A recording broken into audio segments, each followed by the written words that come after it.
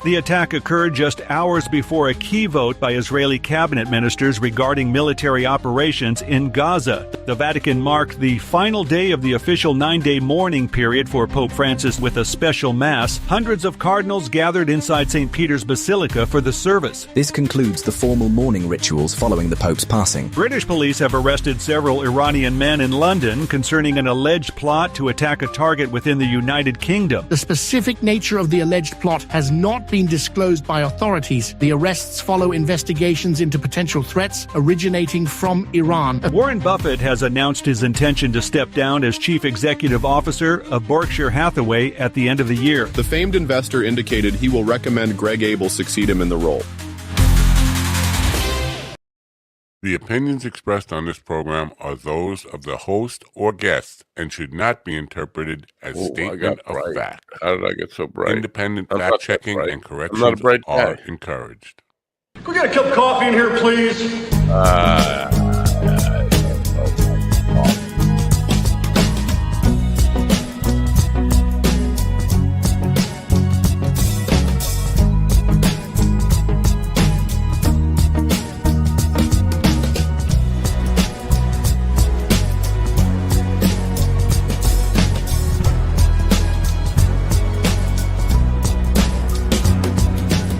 Damn good coffee. And hot. Not so hot either. My dog is your mind's best friend. No, there we go.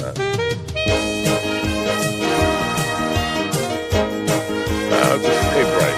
I'm like pink. My dog is your mind's best friend. Wake up, America. You've got a dog that needs walking. That's right, sunshine. Just put on a big pot of strong coffee and get ready to type your little hate mail with your opinions about kumbaya and flat earth insanity. Stand-up comedy? You want stand-up comedy? Well, we've got sit-down comedy. It's time for Coffee with a Dog. You make me laugh.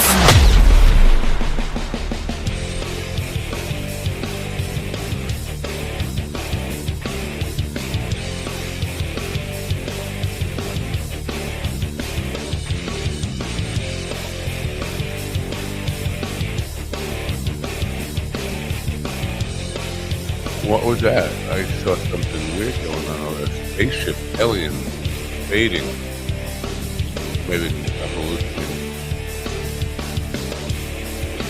Will it stop on its own? Will somebody have to intervene? Good morning, folks. I'm waiting to see if it goes bum, bum, bum, bum, bum, bum, bum. Doesn't.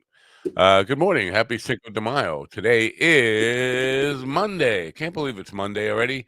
May 5th. 2025, whatever Cinco de Mayo really is about, go celebrate it. Go get yourself a dirty margarita or something, or a coronavirus. Anyway, it's I have not slept one wink, so I'm going to be sleeping lots of winks after the show today. Oh, look at that. Steven's pushing buttons back there, and he needs a punch in his fucking face again. He shows up here late and then goes pushing buttons like, I just fuck everything up. I don't know if you know about this, but I'm a fuck up. And I just show up to fuck things up because I feel entitled to fuck things up. All right, enough about Steven. Fuck up. Today we have a show for you today. Brandon Farris is, I hate to use the word comedian, because he doesn't use the word comedian. Well, actually, somewhere he probably did describe himself as a comedian, but he's from Austin, Texas, and he's been on Kill Tony. And that's all I know about him. Episode number 677, by the way. He seems like a nice enough guy. But yesterday, I had to all the scheduling for the shows, and almost everybody, lots of comedians this week, almost everybody doesn't know how to give you any information about who the fuck they are or what the fuck they do. And so I have to go. What? have to go look these fucking things up. This kid, he's begging me to beat the fucking piss out of him. He's like, please, sir, I really need a beating. Anyway, where was I? Oh, yeah, none of these fucking people know how to put together a bio. Tell me who you are, what you fucking do. So I got to do research now. I don't have time on my Sunday to go looking you up on the web and making sure I got the right one and the right picture and all this crap. Listen to your little clip. So anyway, that's who we got. We got Brandon Farris in the first hour. He's been on Kill Tony. That's what we know about him. In the second hour, we got Linda Williams, who's a writer from Canada, back bacon land. She writes about unlikable female characters. Have you ever met a likable female character? Let's face it. We put up with them. We want the flesh, but we don't like them. There's nothing likable about them. Yeah. Get out. Fuck me, suck me, get out. Go shopping. Get a friend. I'm gonna be moving out later on today. Because I don't know when I haven't slept. That's my excuse. Hysterical hallucinations and all that kind of stuff. Anyway, so that's the show we got for you today on your Cinco de Mayo. I need some coffee, man. I haven't slept. Did I mention I haven't slept? All right, we'll get on with it. I don't have any new commercials. I have to get a Windows laptop today. So I can't sleep right after the show, which I would love to do. I have to fill out contracts, but I need a Windows machine to do that because it's an exe. Oh, by the way, the mom is back sending me titty pictures, but here's the reason I know now somebody has hacked her, and it's not her sending titty pictures because she's not sending them as attachments anymore. They're embedded right in the email. So you open up the email and the titties are right in your face. Now, what I was shown this morning when I opened up the email was store-bought titties. I mean, perfect store-bought titties. And I know for a fact, first of all, she's too old to have perfect store-bought titties. But even when she was young, she didn't have perfect store-bought titties. So they're not her. So somebody, and she would never send me pictures of store-bought titties, knowing that I know that hers are not store-bought perfect titties. So somebody hacked her. We have to find out who the store-bought titty picture pervert is and call the cops on him. Call the FBI. Call Weird Eye Patel. Did I mention it's time for a commercial? I think I did. But I don't have a commercial because I still have to fill out contracts on a Windows machine. I did mention. So there's this here. MindBloom is helping people achieve life-changing clinical and personal breakthroughs, alchemizing both the psychedelic medication, psychiatric care from psychiatric clinicians, coaches, we call psychedelic guides, and a lot of content and meditations and programs into this really transformational experience that, because it's delivered at home, costs a lot less and is a lot more convenient for people to receive. All right, they're here, ladies and gentlemen. In the room with me now is Stephen the I just love to fucking fuck things up or tease. Not even. Who does what? Huh? Why are you fucking things up? Why? Well, because I didn't do it the first two times. The first time I did it on accident. The second time I didn't push a button, and then this time I did it because you said I did it. So I just wanted to make sure you had the right thing to yell at. 爸爸，惩罚我。 Does the word dick, does it ring a bell? Because I think... My new last name, Steven, the sitcom Dick. That's right. All right, he's here. And also some black dude walked in. I don't know his name. PC Richard. Good morning, PC. Good morning, America. MindDogTV.com. Can insomnia cause senility? Find out today on Coffee with the Dog. Support your local mercenaries and enjoy the suffering. All right. What are you thinking your DeMaio on? Are you DeMaioing? What are you doing? What are we?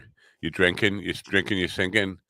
You're thinking you're drinking? You're going out to a Hispanic club and getting stabbed? What do you do for Is that basically the question? Nothing. Nothing. I haven't written a new Cinco de Mayo joke in 5 years. Cinco de Mayo gives me PTSD from my past Hispanic marriage. Here's Today is just May 5th. Here's my problem with the people with the bios and all this stuff. They can't write their bios. Saying I was on Kill Tony is basically going to a job interview and say, "Well, I won $2 in a scratch-off lottery ticket once." That's my qualifications for being here. I got picked by luck to do something. No indication of whether I was any good at it, but I won $2 in a scratch-off ticket. Are you going to hire me? It's like investing. It's like investing in a investment app, and then calling yourself a stockbroker. I have I have a legitimate as seen on late night Stephen Colbert legitimate credit, and I don't use it because you know how in the beginning of a TV show they warm up the audience before the cameras roll. Yeah, that's what I was. That's what I was. Oh. I was there, and that's what I was doing, helping warm up the audience before the show. What do you mean? You brought blankets and stuff? Right? Yes, I bought blankets and some kerosene and a match. Now, and I kept trying to get. You were hired as the opening guy for the warm-up act? No, it was a mistake. It was a mistake. Paul Mercurio was doing the opening, and he saw me in the audience, and he thought I was another comedian who sold him drugs in Baltimore. So he had me come up on stage. You say it was a mistake, but it doesn't sound like it. This sounds very much like he just recognized you and was like, all right, come up, but you're going to give me an 8-ball after this, right? Yeah. All right. So, and that was the one and only time? That was, yeah. So he had me and Carol and I were up on stage, helping warm up the audience, talking to the audience and stuff like that. But they don't record that. Now, he had a recording of what was on his phone, and he never sent it to me. And I said, this is the one time that I can prove that I was on the stage at Stephen, late night, talking to the audience and getting laughs. And he goes, I got you. And then he goes, I can't find it. Yeah, but to be honest now, you could not have a as seen on. You'd have a as seen before.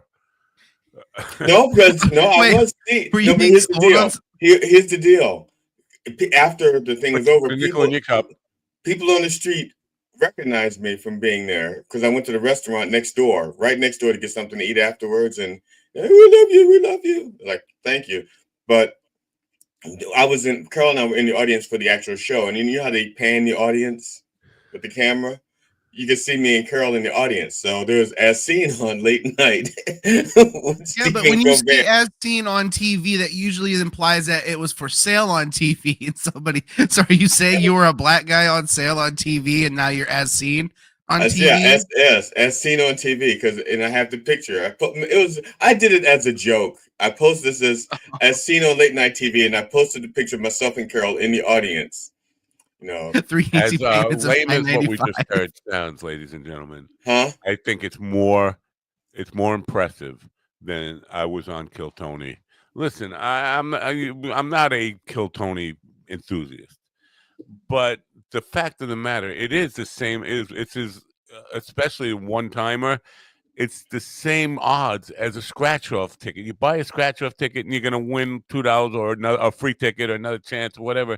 That's what that is. That's somebody pulling your name out of a bucket. It's not an accomplishment. It's not something to go on your resume unless you killed it in the interview and they want you back and all that. Then it's impressive. But you say that. You don't say, well, I scratched it. I got $2. And also I was conversing with Stephen Colbert from the audience, and they usually record that. And my wife says to me, "They're not going to show this because you stumped him." So I was like, I wasn't trying to stump him. I was just asking an honest question. I didn't know he wasn't going to be able to answer it.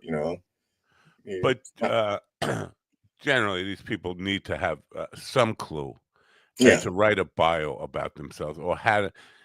Even the ones who gave me some information, it's always in the first person. I. No, a bio should be he, she, they, it, we, them. Yeah. I'm not a pronoun bigot. You could be, but I is definitely one I'm a bigot against. The me, the me stuff. No. How We, about they. when they say me personally, I? Is that better? That's better. It starts with me. It's a step in the right direction. Sorry, Steven. Me personally, myself, I think. I can't stand when they do that. When someone starts talking, they go like, "Well, me personally, myself, I think." It's like you're all Are you three? Are you three people? they're all you. Okay. Me, myself, and I. Personally, they're all you. Yeah. Myself. I've beat 3 people at chess. Me, myself, and I. So I'm a genius. Yeah.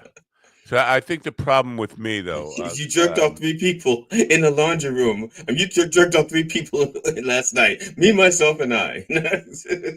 I just get done with church, and then I'm a big church goer. I don't know if you know this about me, but I'm a big church goer. I bring my Bible, and the Lord will thank you for that. Yeah, I take a Bible with me everywhere I go, except here. It's the golfer's Bible, but yeah.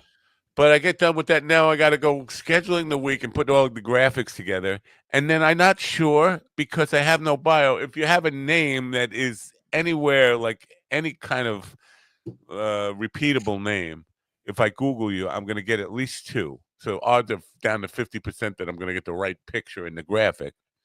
And sometimes with some names, like Linda Williams today, who's in the second hour, there have got to be like 150 pages of Linda Williams. Even spelled with L-Y. Yeah, there's got to be. So then I start putting in comedian. No, none of them show. How about writer, author? I'm just thinking who might want to be on this program before I find. And then I realize she knows me from LinkedIn. Now, there is somebody contacted me from LinkedIn who said she had plenty of guests she wanted to book on the show. I said, okay, my show is mornings, 9 a.m. to 11:30 a.m. Guests come on at 9:15 or 10:15. Did you say Eastern? Yes, I did say Eastern. Okay. And then I said, but there's a Wednesday night show at 8 p.m. if they want to do that. And she comes back. I said, so can you send invites to? No, I'm not sending invites to your people. You said you want to book them. Send them the link. You send you're asking to be on my show. She does that, and then she comes back.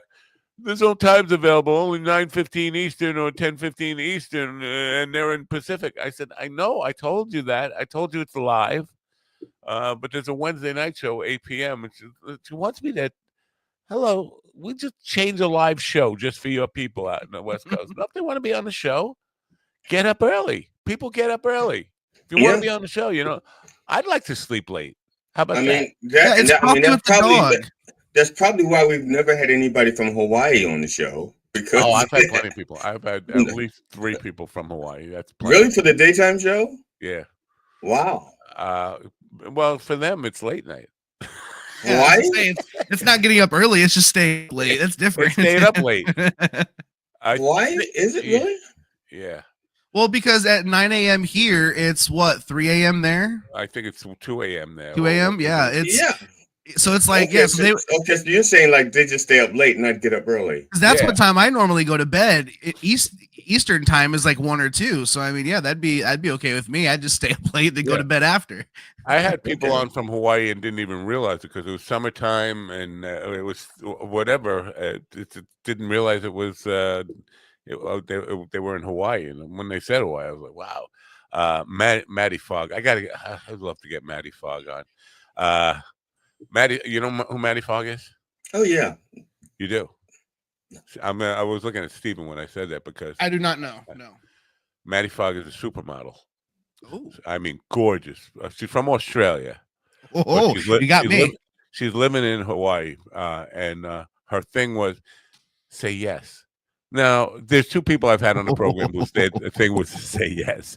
One was 86-year-old Annie Corby, whatever her name is, and Maddie Fogg. But Maddie Fogg saying yes to everything seemed a little dangerous. Yeah, a little bit. You're gonna get some real strange requests from dudes who look like me. You don't want to say yes. Dudes that look like me too. What are you talking about? Yeah. But Annie Korsen, she was saying, just say yes to anything, because that's how she got Seinfeld. That's how she got it. I just say yes, no matter what. So, and I've been saying yes a lot. Ever step on me and call me names in Australian accent? Say yes. Oh, she's so gorgeous too. Yeah, I would have. I wanted the show to last like all day and all night. Like, can you just marry me? I mean, jeez. You all right? Need a towel? I'm remembering being alive. I remember when I was alive. Can tell. Don't stand up. We don't need to be demonetized. So, right? Matt, you need a sock? Do you need a sock or a Kleenex? You would lend a brother a sock, your sock for that. Yeah, that's a true gesture. Not lend, because I'm not going to take it back. What? You're not going to take it back? It's a gift. As a matter of fact, I'll give you the set. I'll give you the other sock too. Wow. Because there's no point in me keeping a left or a right sock. Once I've given you the other one.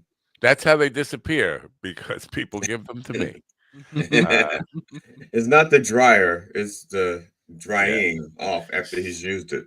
So now, as I mentioned, and you guys probably now, Brandon is late too. Besides the fact that he doesn't know how to write a bio, he's 6 minutes late. Well, he got to kill Tony.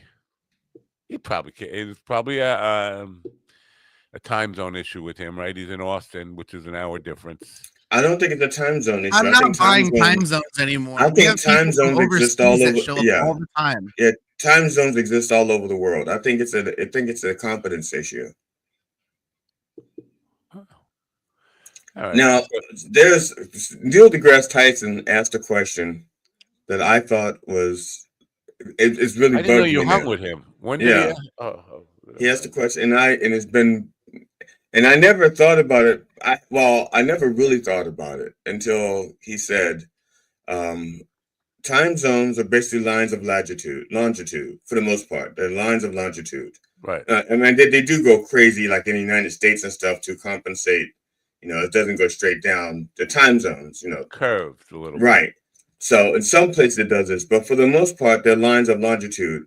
The lines of longitude all meet at the poles. So what time is it at the poles?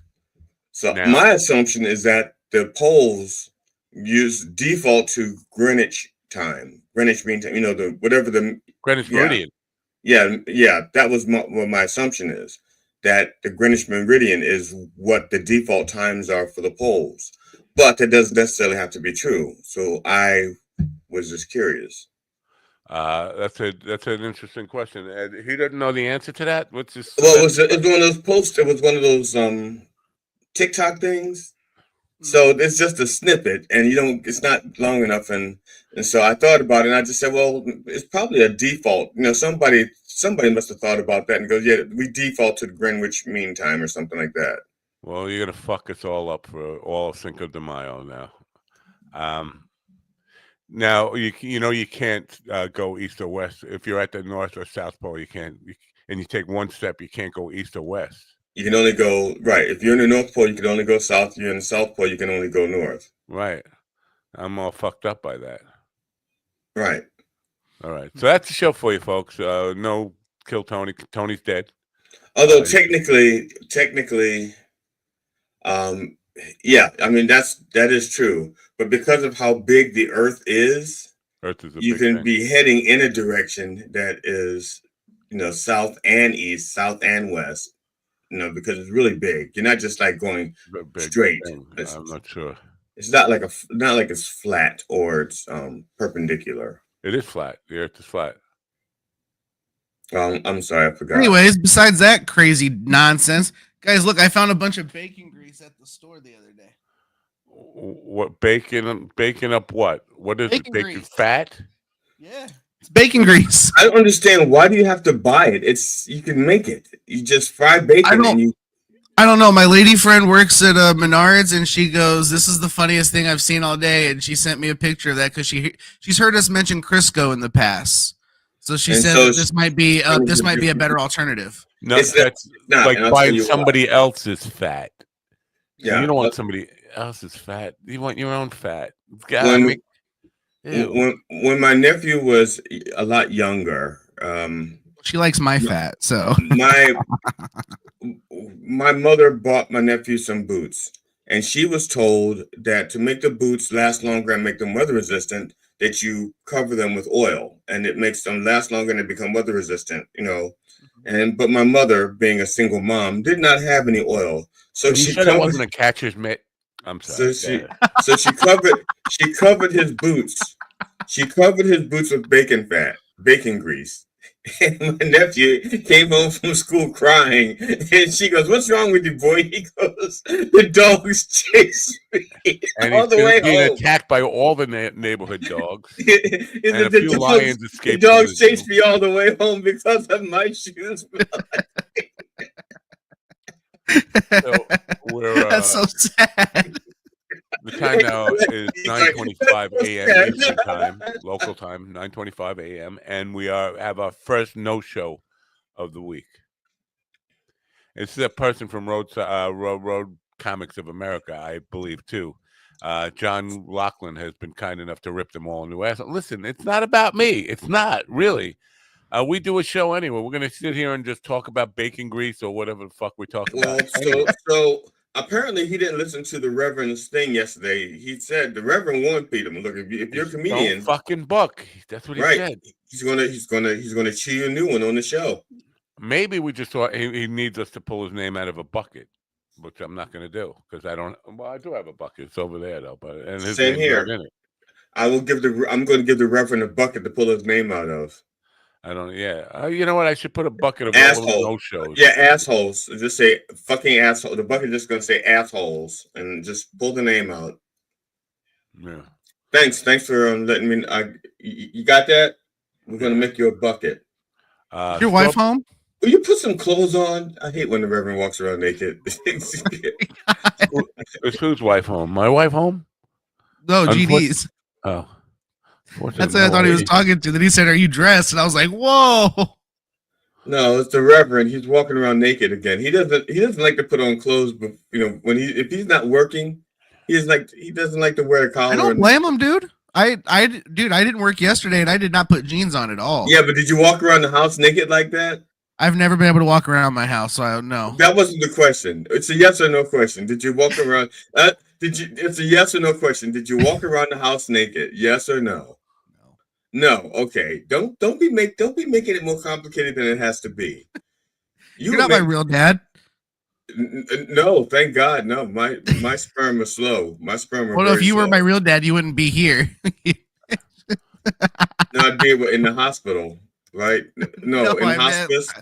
No, I was actually no. He's walking again. Oh, so he gets another shot at it, but you don't get one shot at it. Yeah, I know. It's such bullshit. You think he would donate one of them to you? He said 2 opportunities to walk, and he couldn't give one of them to you. That's a shame. That's a damn shame. No, my parents didn't give me the gift to walk once, and he gets it twice.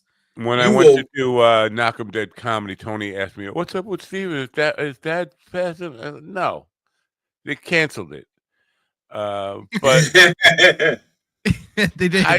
For the life of me, I'm trying to explain. I don't know why Steven even cares. He didn't talk to the guy for years. He changed his last name to disassociate from him. Why does he even care? Like, if I had that kind of relationship, and I did have that kind of relationship with my family for a long time, I wouldn't give a fuck.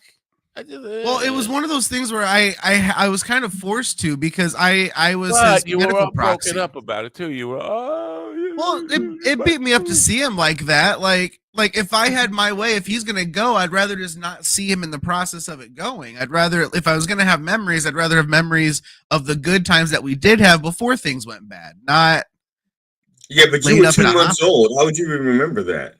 Yeah. No, things were good till I was about 9 or 10. So. Sounds to me like you really love your daddy and you want to reconcile. I love my dad, but I also really hate all of his life decisions and the way he treated me my whole life. All of his life decisions? One of those was to not pull out. You realize that, right? Yeah. Okay. Yeah. It's okay to love your dad, but it's not okay to. No, I do love him. I just. I changed my name because I hate my dad. Matt, is it okay if I don't love his dad? Yes. Okay. I don't love look, the name change while it was mostly so my dad would stop stealing my identity, it was more to distance from my grandfather and his just terrible existence. Huh. All right, be that way. So I could not explain that to Tony. But Tony, thanks for asking, buddy. I appreciate you caring.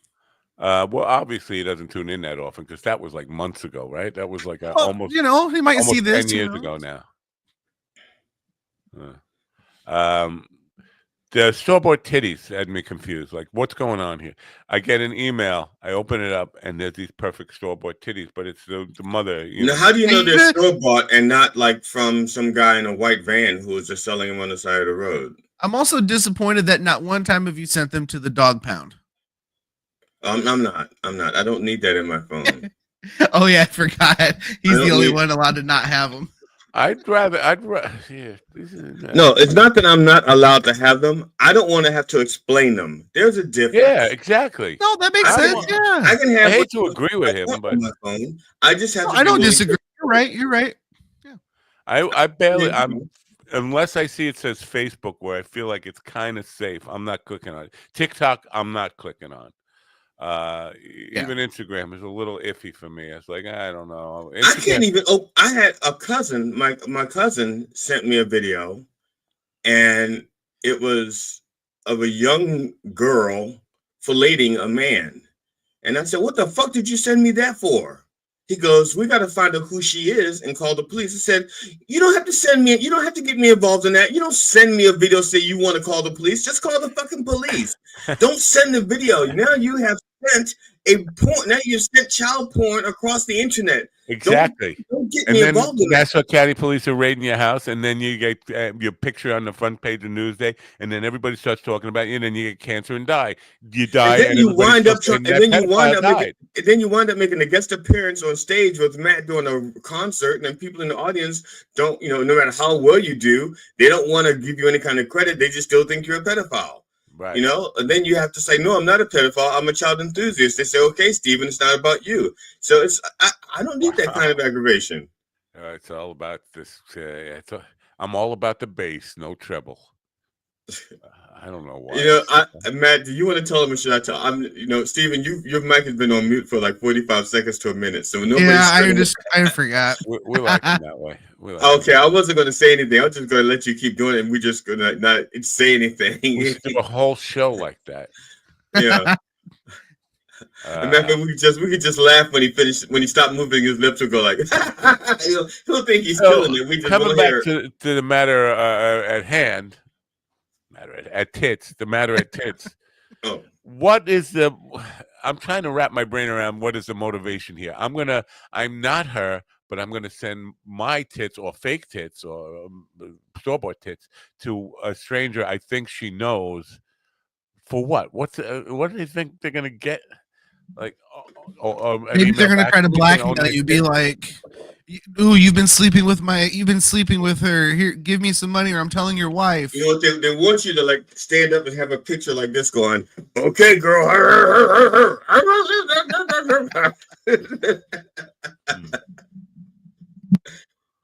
So I just don't know what the end game here is. What's the end game? Or maybe like this. "Oh, come on, girl."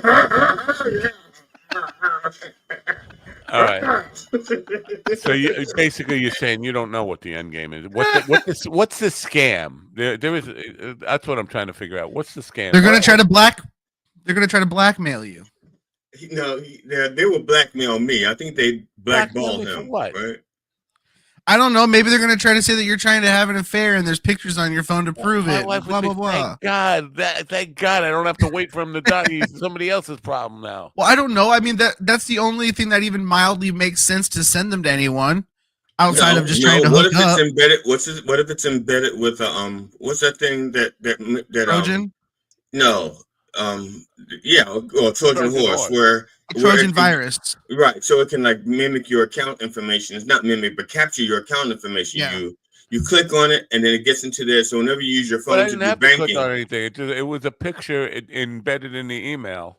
Right when you open it, I'm saying is once you open it, then it gets into your phone, and then if you use your phone to do any banking, it has access to your accounts. Well, here's the thing: phones can't get traditional viruses like that. They can't. Let me get this right.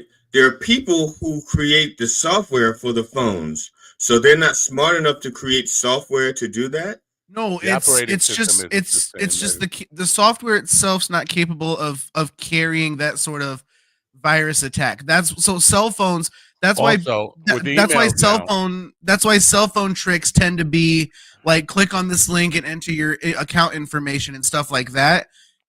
There's software that will record your screen. There's software that will record your audio, but it won't actually just steal pieces of information. Right, and also the email stuff now. We have preview. Every email app I have, you don't have to open it up to know what's in it. So yeah, you get that little preview, which is yeah, nice. preview pane. So those kind of malicious viruses through email, malware, they still happen, but you got to be an idiot to actually do that. You have to actually not use your preview pane or whatever. Speaking of emails, I wanted to read this email I got from.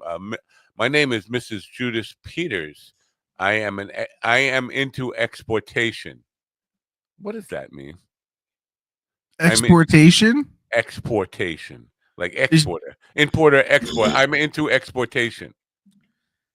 Maybe she meant exploitation? I got your email. Exploitation would make more sense. I got your email address through a search from the internet. I have been battling with breast and liver cancer disease for years, and lately I have was admitted to Los Angeles General Medical Center, United States, for more treatment. Like, if you're in Los Angeles, you don't say United States. You just say, I'm in LA. Say LA. Yeah. It's very unfortunate. I lost my husband and daughter in Lebanon. They both went for tourism. You should have had them tagged. And were killed by the Israeli attack in Lebanon. They both went for tourism in Lebanon and were killed by the Israeli attack in Lebanon. Wow, blaming the Jews. Yeah, blaming the Jews, right? My doctor has done some diagnosis, which the report stated that my health condition is deteriorating and my chances of surviving at this time are not guaranteed. They're guaranteed that you won't. I don't know if you know this, but you're not going to live. Everybody dies. You're going to die. Everyone. Then I may not live up to 2 weeks, and I pray to God to save my life, but it's a wish of God to take my life. I cannot question God. My dear friend, talking to me, my dear friend. I'm a dear friend. I'm a fucking stranger on the internet. My dear friend, the reason I am reaching out to you is based on my doctor's report concerning my health condition, like I stated. Following the doctor's report, it's a long email.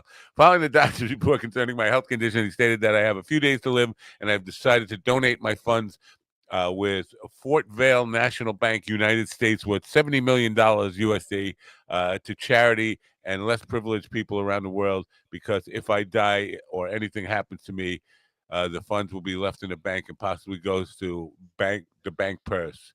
And it goes on and on. But she's got $70 million she wants to send me.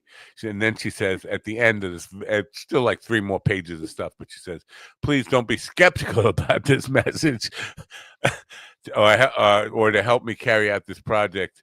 Do this for the happiness of my soul. Even why me, lady? She found You're one of like 100 million people that got that email, probably. Right. Now, her lawyer's contact is Mr. Chaplin Upright. Chaplin Upright. Yeah, not too. That sounds like a trustworthy name. Yeah, she just chose 2 of the most positive words I can think of. And she gives me his email to contact him, Chaplin Upright 1 at alien.com. You know what? You should send him the picture of those boobs. Yeah, everybody. I should forward him. You should. But everybody want to contact Chaplin Upright today and ask for that. Everybody listening should contact them and ask them for that $70 million. See what happens. I'm not going to do it. I don't need the $70 million. GD, are you praying? No, I'm responding he's to writing the Chaplin. I'm responding to a show offer. A show offer. Yeah, gig offer. Ooh. Very nice. I tell you what, I am so excited to get back on the road and perform again. I'm so excited. Ugh. Why? Why are you excited? Because I haven't performed since February. Nobody cares. I know. I do. No, you don't even care. Nobody cares. I've turned down like 14 gig offers so far because I haven't had a vehicle. It's been terrible. You don't put your poverty out on the street. People don't need to know that. You could just say, I'm too big for that. I just meet my contractual demand. No, it's not even poverty. I'm halfway to my goal. I'll have the car paid off in 2 weeks. So no, it's not poverty. It's progression. I'm almost there. I'm gonna be able to get back on the road and get back performing again.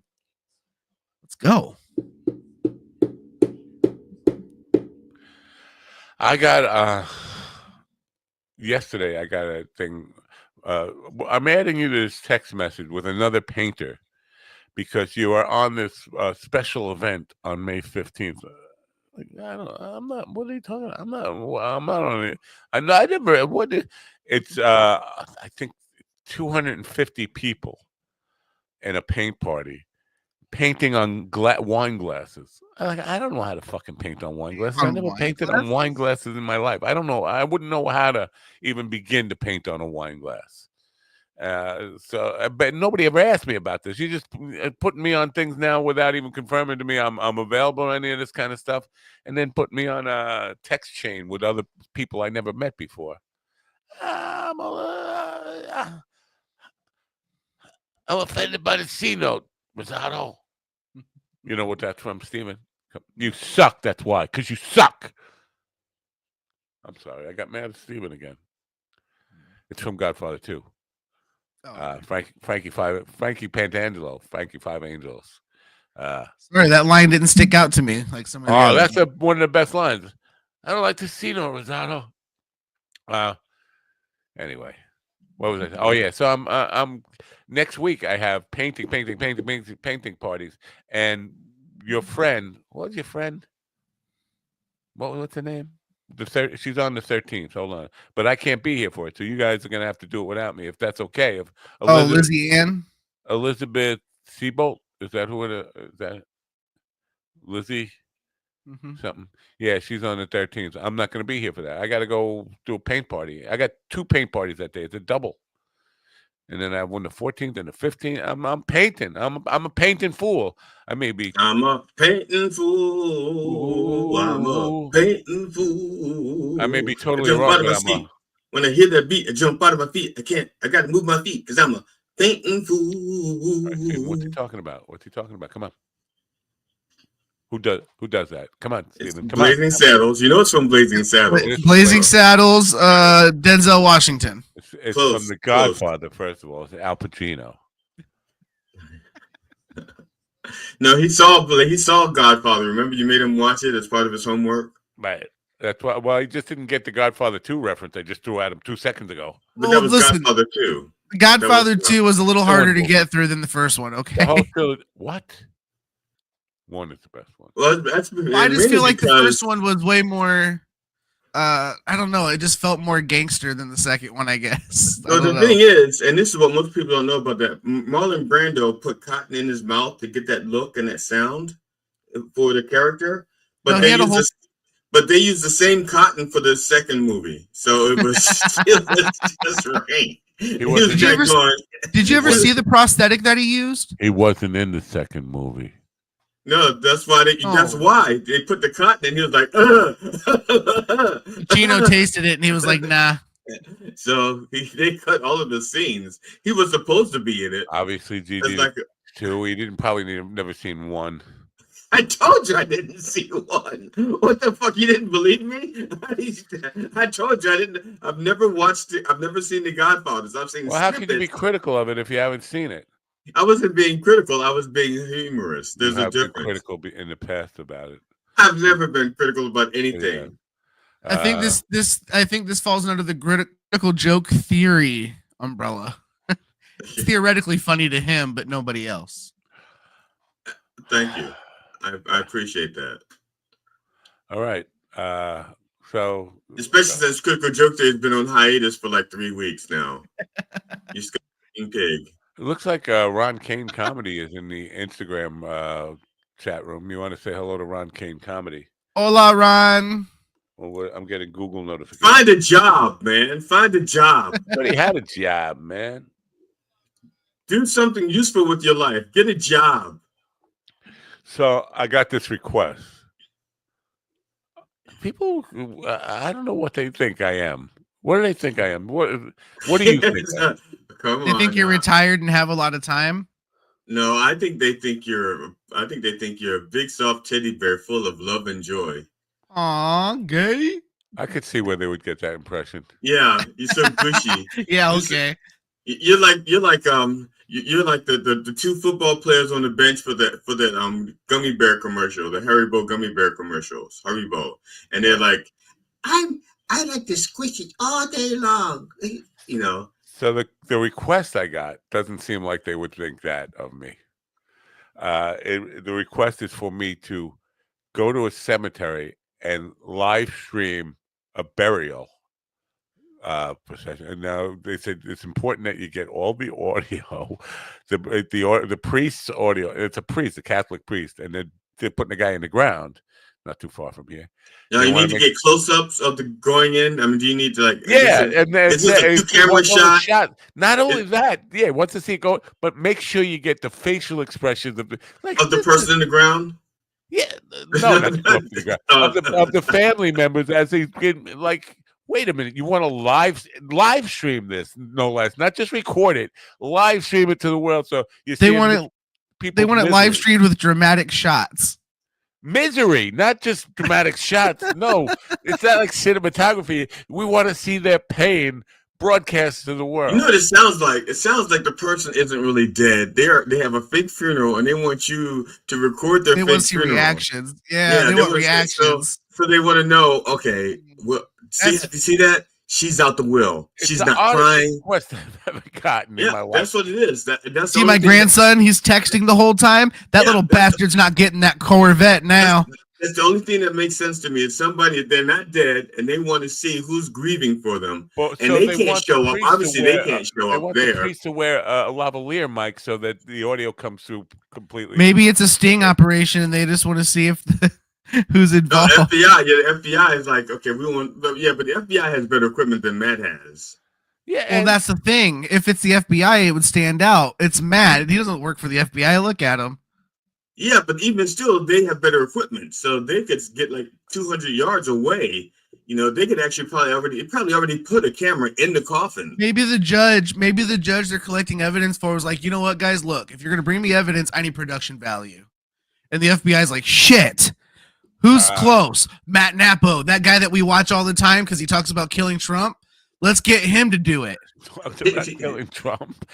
No. If you would have said the CIA because he used to work for us, we have a bond. We have he used to work for us. We can trust him. Yeah. Didn't we arrest his dad? Let's go ask him to help. First of all, I'm a little insulted. A little insulted.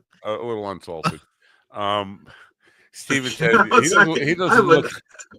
He doesn't look like he doesn't work for the FBI. Look at him. I've had somebody. I've had two people who are dead ringers for me be a guest on the program. One of them did work for the FBI. The other guy was like one of these He-Man macho dudes from Canada. Right, I was there for that one. Yeah, that guy was a weirdo. I eat testosterone. I fucking but you look like an otter. So anyway. So I could work for the FBI. You don't know that I don't work for the FBI, except I don't work for the FBI.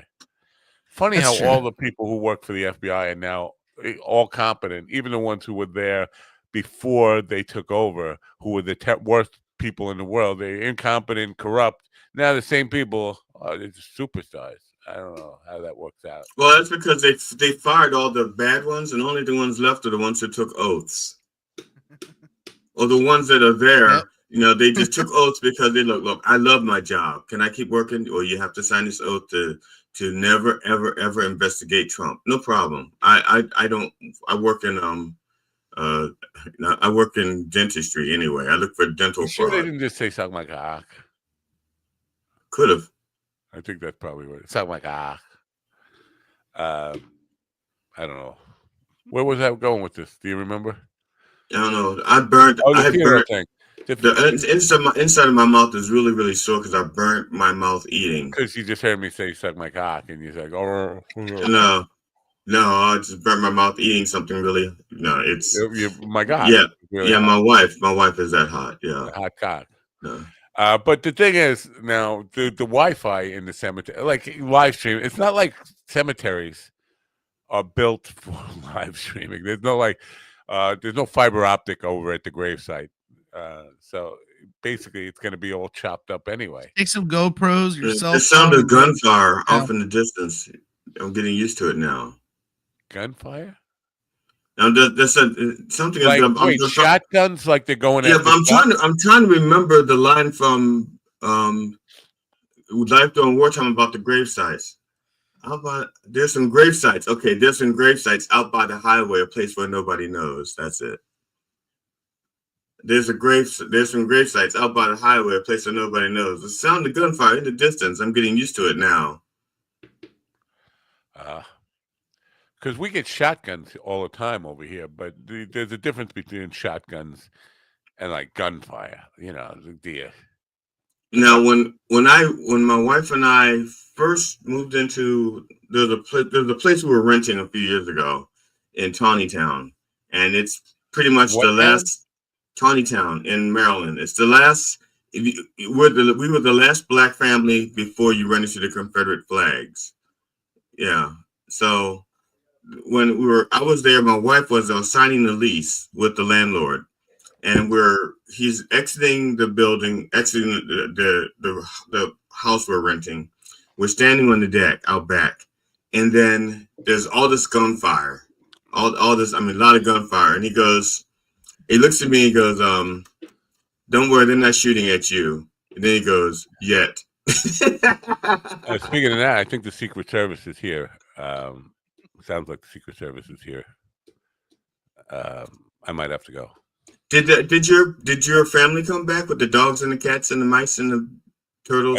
Yeah, at like midnight last night. Yeah, but I was on dog patrol the whole weekend. Oh. Yeah, it is what it is. Dog patrol, cat patrol, chicken patrol. Chicken was pecking my foot. I'm officially henpecked. Oh. I don't know. Why are you pecking my foot, chicken? No reason. You're supposed to were you feeding it properly? Yeah. Were you talking to it the way you? The chicken went nose to nose with the golden retriever, which is surprising me because, like, you don't know that dog's not going to bite your head off. I think that chicken knows that dog is not going to bite his head off. I think that chicken goes like, "Try it, bring it, big boy." I poked the eye out of a cat. You think I can't take your? Dog would lose an eye for a bite of chicken head.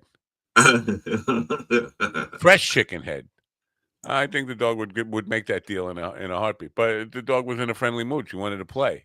It was really weird for me, and I didn't have my cell phone, like, to record. This is a moment that would go viral: the chicken and the dog, which came first. Now, I have a question real quick. We have a raccoon that comes to our back door. I've named it Reggie. Now, does anybody know how to tell if a raccoon is a boy or a girl without getting really intimate with it? I'm just saying. I want to, because I don't know if Reggie. Now, I mean, you can name it Reggie. It'd be a boy or a girl, but or Regina. Yeah, that's what I'm saying. Reggie could be short for Regina, or Reggie could be short for Reginald. That's why I'm just naming it Reggie. But I don't know what its full name is because I don't know how to tell a boy from a girl raccoon. I don't know. Have you tried asking its pronouns? It did this when I did it. So it identifies as a perfect 10. So it's a narcissist. Got it. It's a boy. Okay. No. It could be saying I'm packing 10 or. Listen, I'm not a racoonologist. What? I know. You're not a coonologist? You didn't study coonology in college? I didn't. I took it, but I failed out because there was this chick right in front of me, and I would just want to smell her ass. What? Okay. So you thought you were in aromatherapy, but you were in coonology. Oh no, I knew I was in coonology. Oh, okay. You were just seeking aromatherapy. No, I was just stupid. That's all. He's just sniffing people's asses.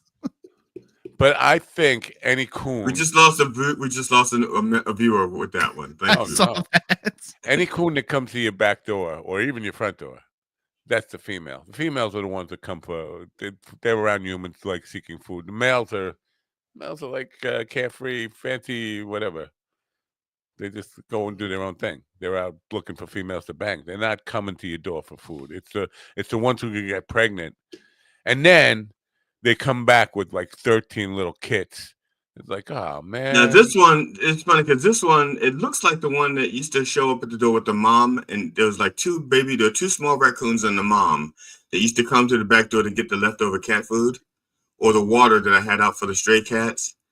And there was one little one that they would never let eat, and it was always yelling and fussing and pushing to try to get to the food. And they're always like, get away, you're small. It's like, I'm small because you don't let me eat. And they're like, we don't let you eat because you're small. And it's like this endless cycle that they're going through. Huh. And so now, yeah. Are you friends with Brian Setzer? Brian Setzer? Brian Setzer. That's just that. You said you left the food out for the stray cats. Oh no, well, yeah, I did leave them up for the stray cats, but not that one. I've been trying to get Brian Setzer on the show. Brian Setzer, the guitar player from the Stray Cats. He's apparently. Is he also the vocalist? Is he also the vocalist? I don't know. Because aren't the Stray Cats like a trio? Yeah, they're like a double bass guitar and drums. Right. I don't think it's the Stray Cats. I think Brian's just doing it because he was doing it with a big band at one point, the Brian Setzer Orchestra or something. But now I think he's just doing like solo guitar shows. But he doesn't answer my emails. Like, yeah, listen, we got friends in common. I know people who went to high school with you. Everybody who grew up in Massapequa was my age said they played with you in a band before. Now half of them are lying, maybe 3/4 of them are lying. But I think it would be good to have him on the show. But he doesn't answer the emails. Also, I used to be friends with this guy. I won't mention Phil Brock by name, but mainly because he gave me really bad advice as a guitar player when back in the 70s when I was like, still young and impressionable. And he said I used to play with the Talking Heads before they were like famous. He goes, like in the very, very beginning, I was their guitarist, and I got frustrated and said, you guys aren't going anywhere, and I quit. I said, that would not be like, if I was like part of a band, let's say I used to play with Parliament Funkadelic in the very beginning, before they were Parliament Funk, it was just George Clinton and going, I got this idea for a band. I'm going like, okay, you fucking guys are crazy. I quit. I would never tell that story. I would never say that I was part of the band and I quit because I thought they were not going anywhere. I would say I used to hang out with them. I would never say that I thought they were going nowhere and quit. Why? Never. Why? Because that shows poor judgment on my part. Anybody could be wrong about that shit. Come on. No, not anybody. Not anybody. Just me. Anybody could be wrong about that shit. Really? Would you have quit Parliament Funkadelic? Would you have quit Talking Heads? Yeah, there are plenty of stories of major hit maker people who what Stephen would call gatekeepers in the music industry, turning down people who later went on to become superstars. But stories are a dime a dozen. Actually, I will sell you a dozen. I should have gotten a dime. I should have gotten a dime from him because I listened to that story like 12 times. He should have given me a dime. 9 cents. 9 cents. I'll sell it to you for 9 cents because I'm undercutting. We're undercutting. It's a big Cinco de Mayo sale. Okay. All right. I'm going to play news and then hopefully our next our guest, Linda Williams, will be here. She'll be here, but she'll be early and apologize. She goes, sorry, I'm early. Sorry. Ooh, my bass left the facility. What do you mean? It left the carrier facility from Chino, California. So, yeah, okay. Congratulations. Hey, thanks, man. Prepare yourself for a life of misery being a bass player. Well, you've already had that, so let's say that's pretty much my life anyway. It's perfect. To have the back of your bass scratched up by your wheelchair. Right. All right, time for news. Let's bring Al in. Al, are you there? British police have arrested several Iranian men in London concerning an alleged plot to attack a target within the United Kingdom. The specific nature of the alleged plot has not been disclosed by authorities. The arrests follow investigations into potential threats originating from Iran. Officials continue to assess the situation and gather further intelligence. These developments highlight ongoing security concerns related to state-sponsored activities. Joseph Eckerson reporting. The Vatican marked the final day of the official 9-day mourning period for Pope Francis with a special mass. Hundreds of cardinals gathered inside St. Peter's Basilica for the service. This concludes the formal mourning rituals following the Pope's passing. Cardinals are now preparing for the upcoming conclave. The process will select the successor to lead the Catholic Church. Chris Anderson reporting. A missile launch from Yemen reportedly forced a temporary halt to flights at Israel's main international airport near Tel Aviv. The attack occurred just hours before a key vote by Israeli cabinet ministers regarding military operations in Gaza. The Houthi group claimed responsibility for the launch against Ben Gurion International Airport. Reports indicate the missile may have evaded Israeli air defenses before impacting near the facility. This incident adds to the escalating tensions across the region. Benjamin Wright reporting. This is the latest news headlines.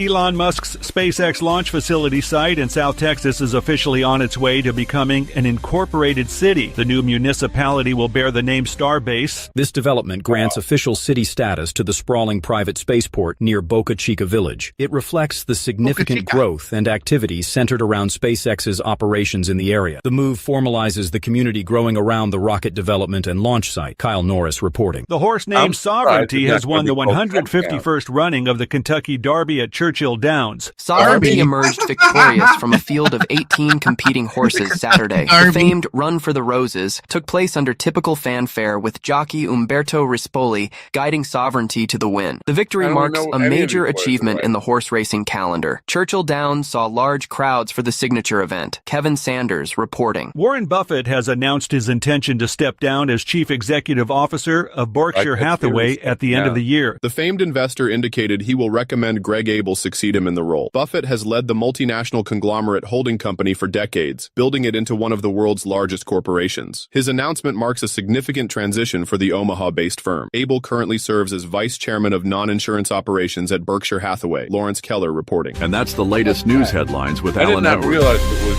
Omaha, Nebraska.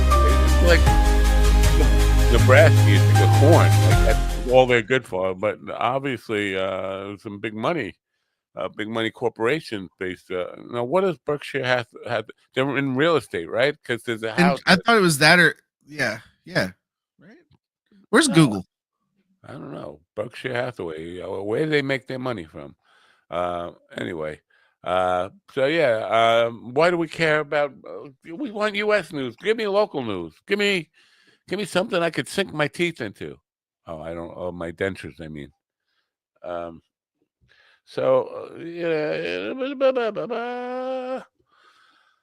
it's time to move on. You know, our next guest is here already. She got here early. How about that? How about we go to the guest? I told you she'd be here early. Did you tell us that? I don't remember. I just did. Roll back tape. Yes, I said she would be here early. What are you doing, Steven? He doesn't know. We got no answer from him. All right. I think Linda Williams found me from LinkedIn. I don't know. Maybe. She's from the publishing world. She writes about unlikable. Here you go. Graduate of the Humber School of Writers, creative writing program. Her fiction has been featured in the Humber Library Review, Grain, and Literary Review. Huh? Literary Review. I have my glasses, man. One of these days, we're gonna get the large fonts and put me in a room with like children's books with big fonts, and I'll just read them out loud or to myself. A reading room and magazine's website. Her debut collection, Beauty and the Hell of It, and Other Stories, is forthcoming in September, I believe. It's going to be released, but you can pre-order it now. on Amazon. I don't have the Amazon, of course. It's Amazon CA, not Amazon.com. They would not let me get a link to the CA, but I have the link to her website. She's here now, ladies and gentlemen. Say hello to Linda Williams. Good morning, Linda. Good morning. How are you? I am doing well. How are you guys doing? I haven't slept, but that's my complaint of the day. I have not slept at all, so I'm way off my game here today, which is a good thing for you. Okay, I'll take it. So now I have this correct. The book comes out in September, right? That is correct. September 1st. And it's a collection of stories. Yes, it's like a anthology type of thing. Yeah, it's a collection, and it's all about women coloring outside the lines. All right, here's what I want to talk to you about, because I have a song called "Hard Man to Love," and it is autobiographical. It's about me not being. When you write about unlikable female characters, are you talking about you? You know what? A little bit, yeah. Because when I read, I want to read messy and complicated people. When I think of like Captain America, no, you're too easy, right? I want the Tony Starks, but the women Tony Starks, you know? Right. Oh, so you come to the right place for messy people, because that's us. But Captain America is also messy. He's just not the kind of messy that people used to. He was driven by one thing only. His whole driving narrative was to go back to Peggy. Right, Peggy. He was, and that makes everything else in his life messy. Even when the other women are going like, "We love you," and he's like, "Yeah, but I still like this lady from like 50 years ago." Right. Now, Linda, one of the things, and let me show the book. They can go pre-order it now, and it's they can get there from your website. Which let me put the website in the description in the banner. First of all, here we go, LindaWilliams.ca. That's how I knew she was from Canada. Yeah. Although we're not detecting much of a Canadian accent, were you born and raised in Canada, or were you a transplant from like a less civilized place? You know what? I was born and raised in the Eastern Townships in Quebec, so actually really close to the American border. And when I moved to Alberta, people said, "You know what? You have a Yankee twang to your voice. Like you don't sound quite right." So Canada is very big. Like depending on where you're from, different accents for sure. Yeah. So did that make you drop the gloves and go like hockey? Drop the gloves and. You know what? It was just fun. Like I think I sound more Albertan now. I've been here for 20 years. It's just interesting to listen to different ways people talk, like even different words people use. Yeah, Like, we love that. This is what we do every day. We're like trying to. I'm kind of curious though, because Canada pretty much has universal health care, right? Yes.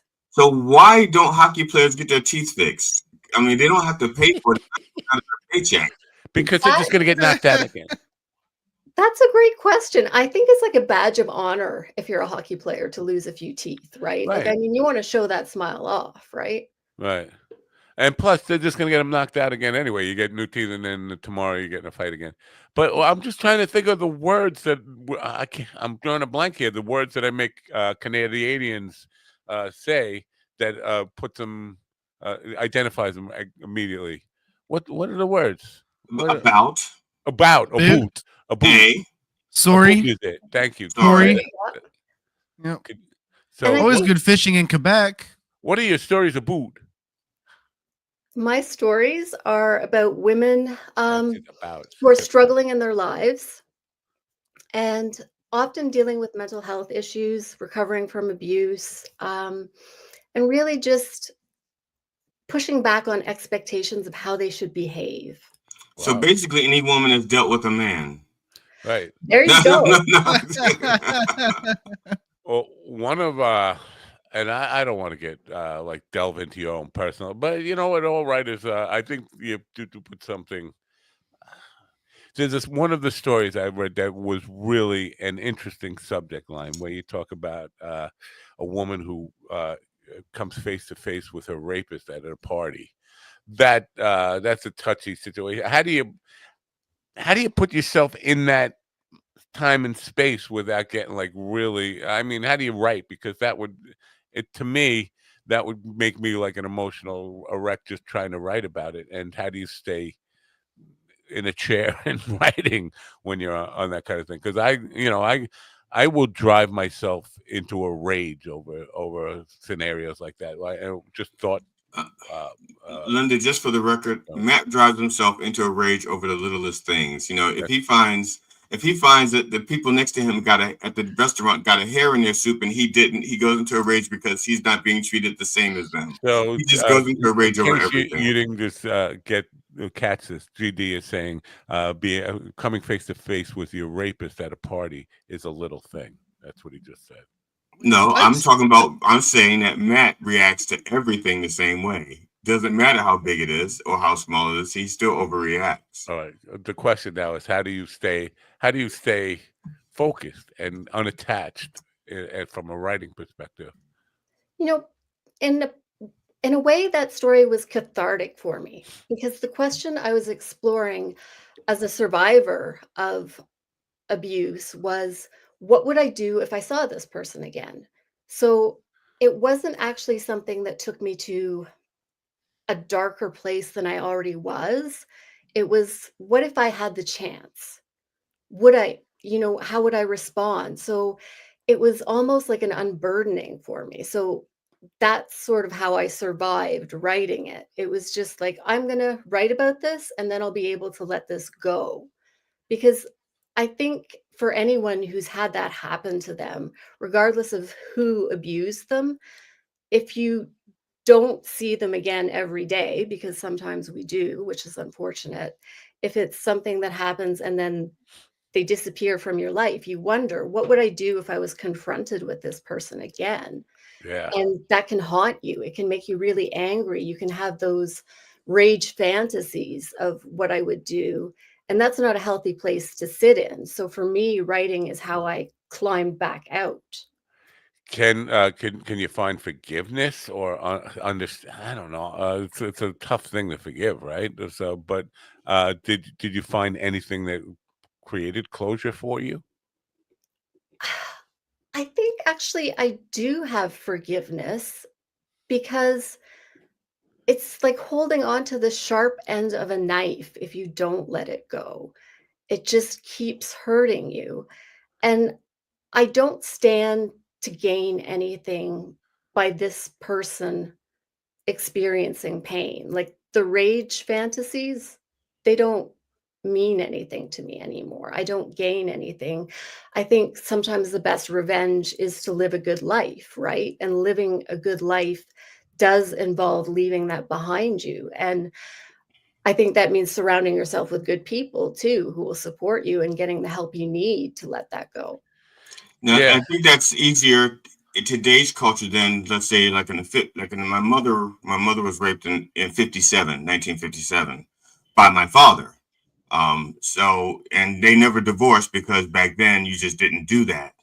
As a matter of fact, it wasn't even considered rape back then. It was more of a property dispute. So, my mother never got the distance, because every day she sees this man and it resulted in a pregnancy with a kid, so she never got the distance so she could forgive, but on the other hand, I'm sorry, go ahead. Can I just ask a question? Were they married when the rape happened or no? Yes. Oh, okay. They were married yet separated because my father had a meandering penis. And so they were separated, and he wanted to see the other children, and decided, well, as long as I'm seeing the children, I should visit my vagina. It is my vagina after all, I married you. It's mine by law. And so he wanted to visit the vagina, and then my mother said no, he said yes, and the rest is history. It would have been very weird for me to try to wrap my head around why a woman would marry a guy who raped her if it was just like a stranger rape, like the typical rape that No, it was they were already married, but they were separated because of like I said, the meandering penis. Okay, Beauty and the Hell of It is the name of the book. What is the significance of that title? Because it almost sounds like you're saying it's like a curse to be good looking. And actually, that's completely different. It comes from a line in a particular story, and the line is about marriage. And basically, the line is saying you have to choose your partner over and over again every day. It's not Wow. just the vows once, and that is the beauty and the hell of it. Wow. I doubt my wife would choose me again today.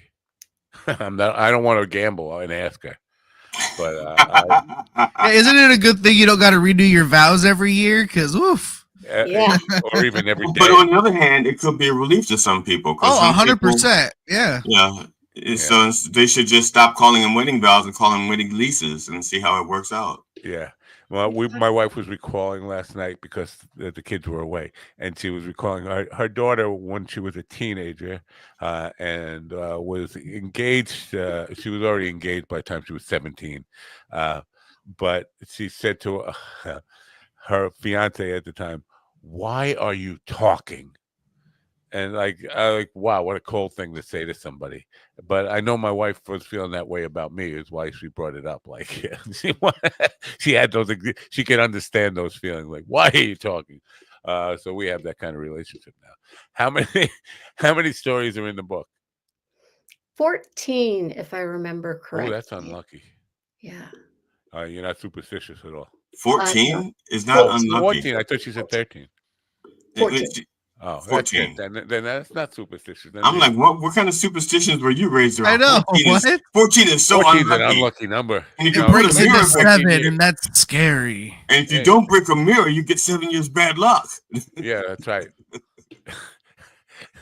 There's 7 letters in the word. I don't know. I can't carry this on any further. I'm a good improviser. Back to you, Matt. Now, dark humor is part of it, right? So now, because it's hard to make TV's fun favorite. of like a story about rape, you can't find anything like really that's funny in that. Can you? I can. Go ahead. No, go ahead. So I'm sorry. You go ahead, because I'm a humorist, and so TD, stop. Yeah, I'm gonna stop. You please let me continue. Oh, you're talking about like when you did it to Steven? That was pretty funny. No, I'm talking about I retell my mother's story through humor. I'm sorry, but so including dark humor in some of these things that are really difficult subjects. It's a tough long line to walk because some people will get offended, right? Absolutely. And I think some people do. But I don't know another way to be funny. Like, I feel like the sad stuff and the funny stuff are so close together. And life is so absurd sometimes, right? It's,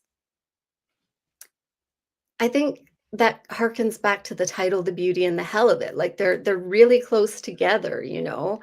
Yeah. And you have to look sometimes for the funny stuff in the dark times because otherwise you're just going to be miserable, I right? totally agree, and I find that we are like really judgmental about comedy and just the idea that people need to laugh even when they're especially when they're in pain.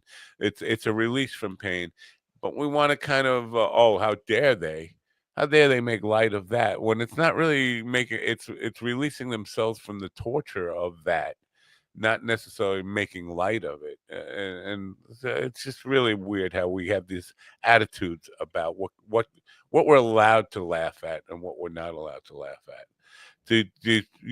Do any of those thoughts?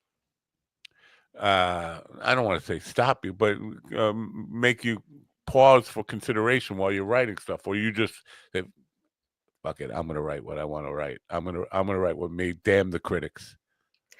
I think I'm a bit of a damn the critics, partly because of some of the criticism I got early on with my stories. And that's where I get the whole unlikable female character thing. I got feedback about my stories from people who said, well, you know, I like the story, but I didn't like the main character. And pushing back on that gave me the strength in other ways to say, well, I'm not going to worry about if you think this is in bad taste to make this joke or to, you know, not everybody's going to like what you do. Realizing that is empowering. you have to let go of how your work is going to be received if you want to be an artist. I Yeah. ardently believe that. I am socially awkward to the max, but I know that you don't say to a writer author that you don't like their main character, because I've talked to enough writers, authors, to know that the protagonist is often, if not based on them, includes a lot of them. So you're basically saying, I don't like you.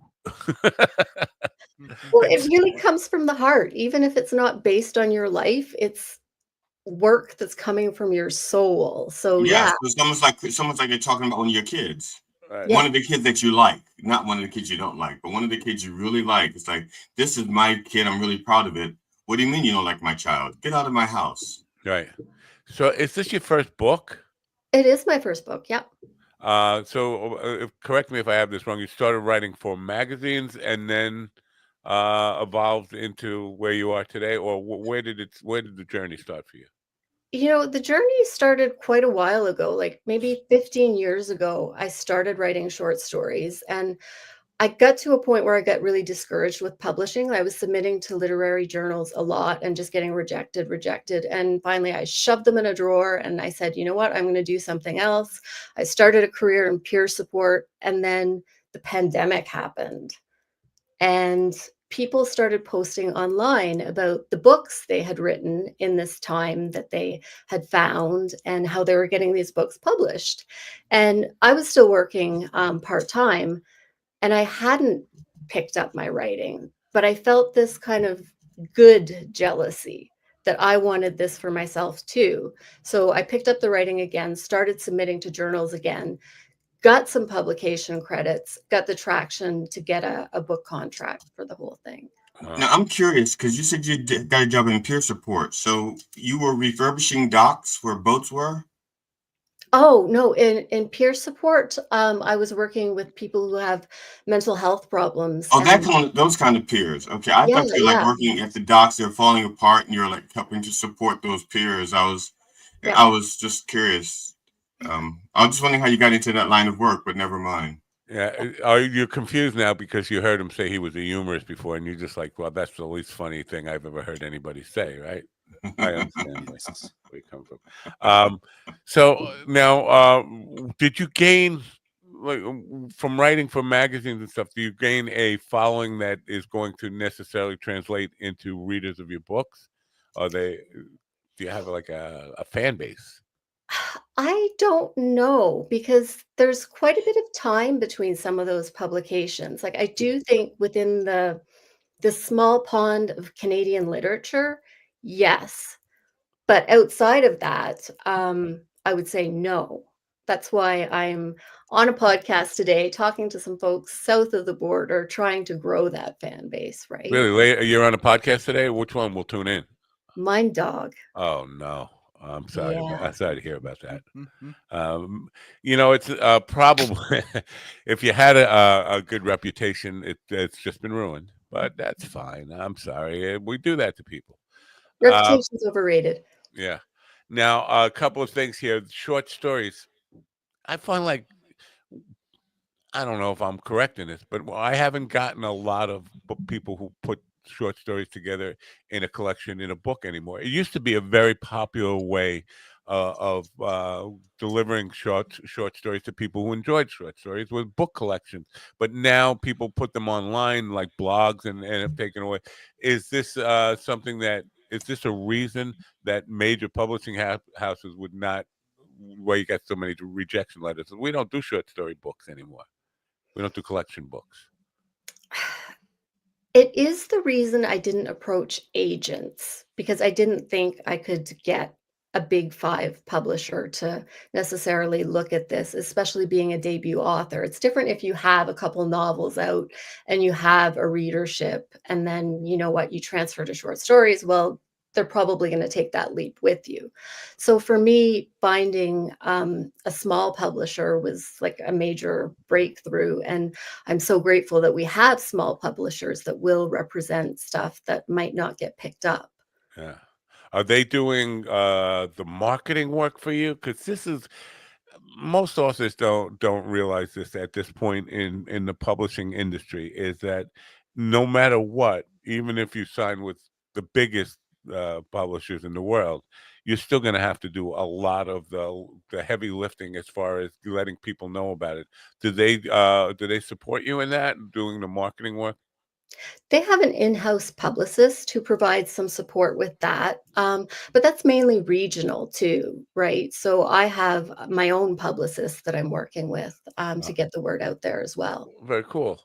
Do I know this person, or did we meet on LinkedIn? Is that where I know you from, or? No, actually, we met through Mickey Mickelson. Oh, Mickey. Oh, Yeah. yeah, Mickey's a great publicist. Yeah, Yeah. Mickey's so fine. Yeah. Oh, Mickey, you're so fine. Wow, Yeah, GD. yeah. Come on, man. That's not even low hanging fruit. That's ground fruit, man. I know. I thought it was more like a I'm seed that I disappointed in planted. him. Now you totally screwed me up for where I was going with the next question, GD. Thank you. You're welcome. Mickey. Here's what I wanted to talk to you about, because Russell Noelty, he was my guest last Wednesday night. Russell is a graphic novelist and wasn't a comic book guy, but I had on 6 years ago. But the other night I had him on, he was talking about marketing and some of the things that authors do now to guarantee success. And he's like all on this email marketing thing and using your blog to get subscribers to your email list and all that kind of stuff. And I would really suggest you watch that program, because he says, because I'll back up here.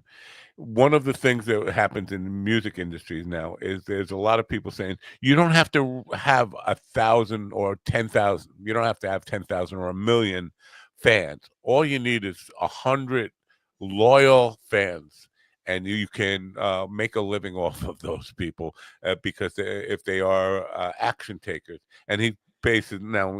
He's not saying stop at 100 if you can go further than that, but he's got this whole thing that he swears by, which is a marketing system for authors and writers in developing this very loyal niche following that will take action on your stuff.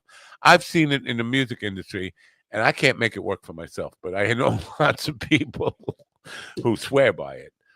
So do you do any of that kind of outreach and email marketing, kind of list building and all that kind of stuff? I don't have an email list yet, but I have been told that that's the way to go because those emails, I mean, they say like social media platforms is like rental, but your email list you own, you know? Right. Yeah. So I think there's wisdom in that, but you also gain those emails and those connections generally through social media. I don't think there's a way to avoid social media. Yeah, It's no, I don't. Unfortunately, I wish there was. I wish I could give up social media and never be on there again. Although it would be like detoxing for me, and I certainly would have withdrawals. But the amount of energy it sucks out of your life, it's just incredible. Like you go on there just to kind of like share paintings or something, and then an hour later you find you're in a Twitter war with some stranger you're never gonna know, and you're getting emotional and angry at them. It's like, what the hell am I doing here? I'm wasting my life arguing with somebody who has no meaning to me. He's one of 8 billion people on the planet. I'm never going to have any other interaction with. Why is this happening to me? Just it's one of the worst things that has happened to us. Now,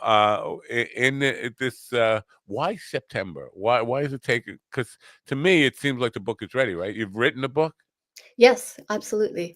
And you know what? I think that's one of the things that happens with small publishing. You're in a queue and it takes a little longer for things to happen because I actually signed the contract for this book in May 23. And that's just the backlog, right? And Wow. getting through the editing process and, wait your turn. See, now I'm fine because I was thinking it was more like school is back in September. It's a great book for school, going back to school. College kids going back to school, get this book. Yeah. That's honestly, I thought it was like a marketing ploy. I didn't realize it was more like a luck of the draw. Yeah. And I saw get this in President Lincoln September. on his way to the theater today. He's like, well, this seems a little dated. I don't know. It would drive me crazy to have to wait that long to get your work out. I am because of the internet. I am a person who, the minute I think it's done even before I have it proofread or any of that kind of stuff. I got to get it out there. Got to get it out there, and especially with the social media mindset. Publish this thing, and then somebody will come by, usually GD, and say, you got a typo in there. But so has that been okay. Again, it's not like I don't look for the typos, and it's never just one typo. Okay, it's more like, Matt, you really need spell check. All right. Thank you very much for that. I needed that. Thank you, sir. May I have another? It's frustrating for you in dealing with the wait because you finished it or you signed the contract in May of 23. Here we are in May of 25, and still not out. And you know what? I think the patience part is good because I have this thing, the same thing. When I write something and I'm excited about it, I want to get it published right away. I hop on Submittable. I'm looking for magazines that might be a good fit for it. I'm submitting. And usually what happens in the time it takes for them to respond, I'm making changes. I'm thinking, I can make this better, right? So having that time isn't always a bad thing. And it also gives you time to get started on your next project, right? So I expected it also. So it wasn't like a huge disappointment in that respect. Yeah. Wow. Sometimes I think that could be a curse, though. Too much time to rewrite, edit, and all that stuff. I am definitely my mindset is I will go one step too far and ruin the whole thing. Like it's good the way it is, but I'm thinking no, just one more little brush stroke in there, and then the whole painting's ruined and I gotta throw it out. So I don't know how you battle that, like the temptation with all that extra time before it comes out, not to ruin it. There is a fine line. I mean, there's a point of no return, right? Where Right. if you want to make more changes, it's going to cost you money because they've sent it to the typesetter. So Right. there is a finish line there where there's Right. no more fooling around with it. Now, with all the stuff you publish online, I've noticed the pictures you give credit to the photographer or image that you're using. With the cover of this book, were you involved in the design and production of the cover of the book, or do you just hand that off to an artist and trust? They have a graphic designer that you get to work with to get the design. We only spoke by phone. Like he's based in Toronto, I'm based in Calgary, so miles and miles apart. So we had this conversation about the book, and I would say that being my first book, I didn't realize how much say I would get in it. I was surprised. And that's another bonus of working with a small publisher. They're not going to slap a design on it and tell you, this is what we're going to use. So that was really surprising to me that I would get a say in it. And I think the cover does do a good job of showing like the contrast, right? And you mentioned that these stories are about any woman who's had to deal with a man. We Right. have our man, we have our woman, right? I think that's capturing some of the essence of the stories, and I'm really thrilled about the colors he chose. I didn't mention anything, and he was just like, "Wow, you put teal in there. That's my favorite color." Teal. I didn't even know what teal was, but it's in my logo, and that's how I know what teal is now. The artist who did it, I thought teal would be nice. Oh, what is it? Teal. It looks like blue-green. I would call it blue-green. Yeah, yeah. That's because you didn't have the 128 crayon Crayola box like I did. Right. I'm going to ask a question, and after you answer it, I'll tell you why I'm answering such a stupid question. Who do you write for? What or who? Who? Who for me? For you. So you're the intended, or when you're writing, you're thinking, I'm writing for something I would enjoy? Yep. I think that's unusual. Is The it? reason I asked that is because I've been listening to a creative coach, and idea is you pick one person out that you're writing for, like your muse, and this is the person you're trying to impress. He said all great artists do this, no matter what your medium is, whether you're a painter, you're a musician, an actor, whatever. You're trying to, in your mind, you have one person that you're trying to impress, and by doing that, you impress a lot of. Why not yourself? Why can't that person be yourself then? I don't know. I didn't say it couldn't be. I'm just saying because you seem surprised by her answer, and it seems like that one person. Yeah, No, I think it's be you. unusual for that to happen, but I didn't say it can happen. I do think it's not the norm because if according to him though, and I'm What just does he going know? by what I've learned from him, and I do think there's some good information in his content. Is that most of these great artists that he's learned from or studied, they can identify their muse as an outward person, not necessarily themselves. And I know as a musician, they say don't write for yourself, write for an audience, and to find that audience. So I'm surprised by your answer, but not necessarily judgmental about it. I just think it surprised me. It took me by surprise. Now, are you hard to please? Are you hard on yourself? As a writer, yeah. As a Would you housekeeper, consider no. yourself a perfectionist? I think most writers are perfectionists. Like you get to a point with a story where you're rearranging commas and you might be making changes, but you're not necessarily improving it. And that's where you have to give yourself a slap on the wrist and say, I'm going to take a step back. I'm going to put this in a drawer and I'm going to look at it again in a few months when I have some clarity, or you have a trusted reader that you hand it off to, right? I agree. I tend to agree with you. So most writers, I think I would expand it to most creative people, at least consider themselves perfectionists.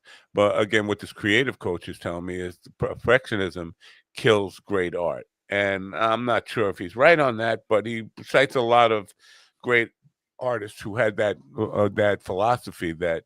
And I kind of alluded to it before. It's always with me, like one more thing, one more thing. You got to know when to leave it alone. Leave it as it is. Sometimes what happened by accident was it seems accidental, but it was kind of meant to happen. So I don't know if perfectionism is necessarily a good thing or a bad thing, but according to the person I'm listening to right now and studying from, it's a bad thing. Has it been a bugaboo for you? Have you found any negative result as from being too much of a perfectionist? I think a lot of the time you do need to get out of your own way. And especially when you're writing early drafts, you have to give yourself permission to write crap, because you can always make it better. That's what the Yeah. revisions are for.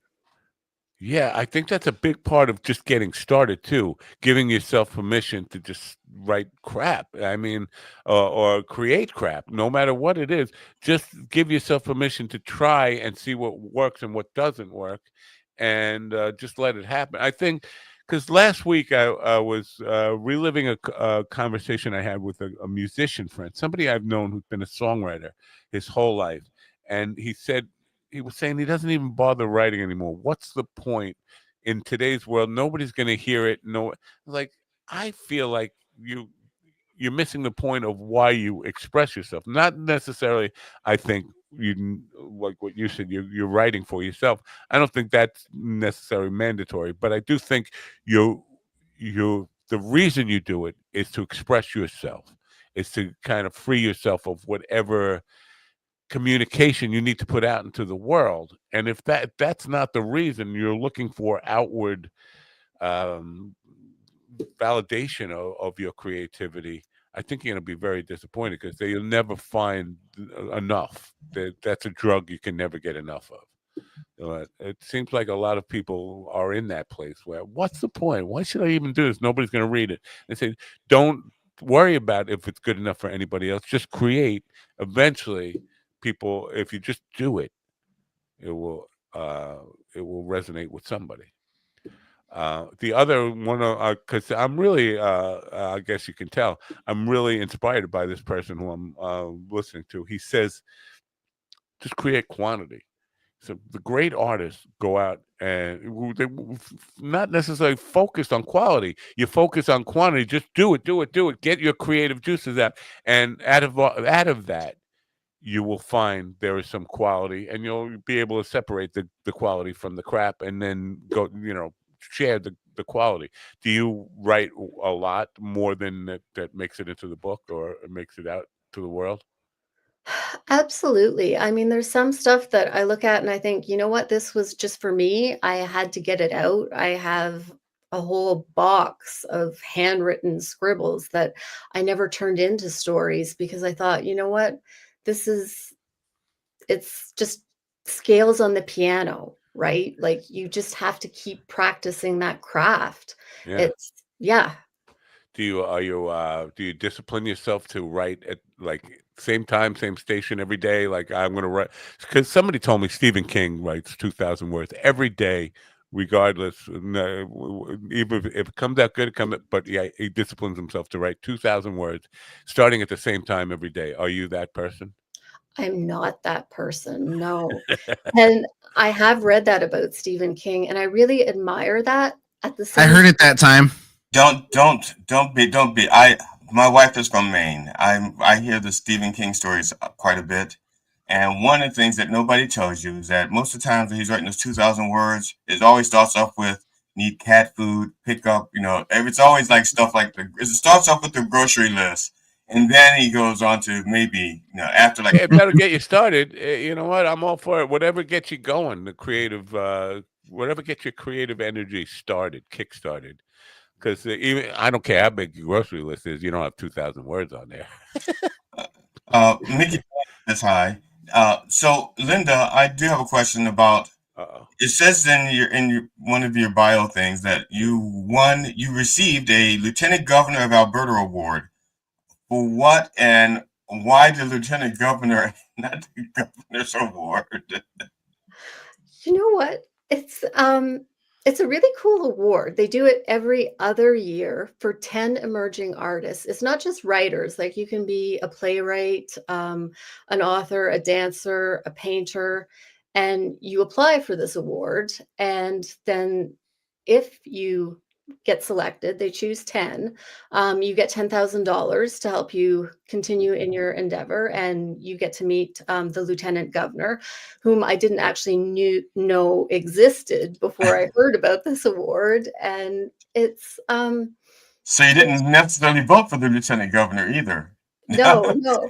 Um, it's just a really cool piece of recognition, I would say. It sounds like it. Yeah. Now, when you got the award, aside from first of all, is there a physical award attached to it as well as the monetary thing? And do you get recommended for it? How do you? I mean, you apply, but do you need endorsements or references to go along with it, or? You apply for it. They ask for a resume and they ask for like a statement of intent. You basically persuading them why you should get it, and then you need 2 recommendations. Oh, okay, so what was the actual work that received the award? What was the work that was it just because of was it just for you in your endeavors, or was there a piece of work attached to it? There was a piece of work attached to it. You submit a portfolio, I forgot that, and it Okay, had 2 stories that are in the collection in it. okay, so that's for you. Now, if you're obviously if you're a dancer or something, you'd have a different type of portfolio, I guess. So, but I think Oh, that's really cool. It's just open to artists in general. Yeah, it's So it's amazing. like 10 people. So was there like another author as well? Or was it like one author, one dancer, one comedian, one? Or was it just 10 people and they could all be authors if that's how it is that particular year? Yeah, it could all turn out to be authors, all dancers. They go on merit. They don't allocate for each category. Okay. And do you have to be a resident of Alberta or could I apply? I'm just teasing. I'm You just. do have to be a resident, yeah. oh well. Dang it. Well, it's just another state. You just 51st state, right? No, it would be like 17 Quebec, more. Alberta, United States. Yeah. Like that woman who was like can't say L.A. She had to Los Angeles, California, United States. It'd be like Well, Alberta, Canada, United States, or whatever. At least they weren't at the Kentucky Derby. Derby, yeah, the Kentucky Derby. Now, sovereignty beat journalism. How about that? You know, it's crazy. You know, I also heard about that just real quick that all of the horses in the Kentucky Derby were all related to Secretariat. Yes. And then I posted that the only difference between an inbred and thoroughbred is a Kentucky Derby win. No, no. Because I don't know if you know this about Secretary, but he died many years ago. Like the horses in the Kentucky Derby are 3-year-olds, right? So he died. They were saving. So they had a freezer full of Secretariat juice. So when are you on Kill Tony? I'm sorry.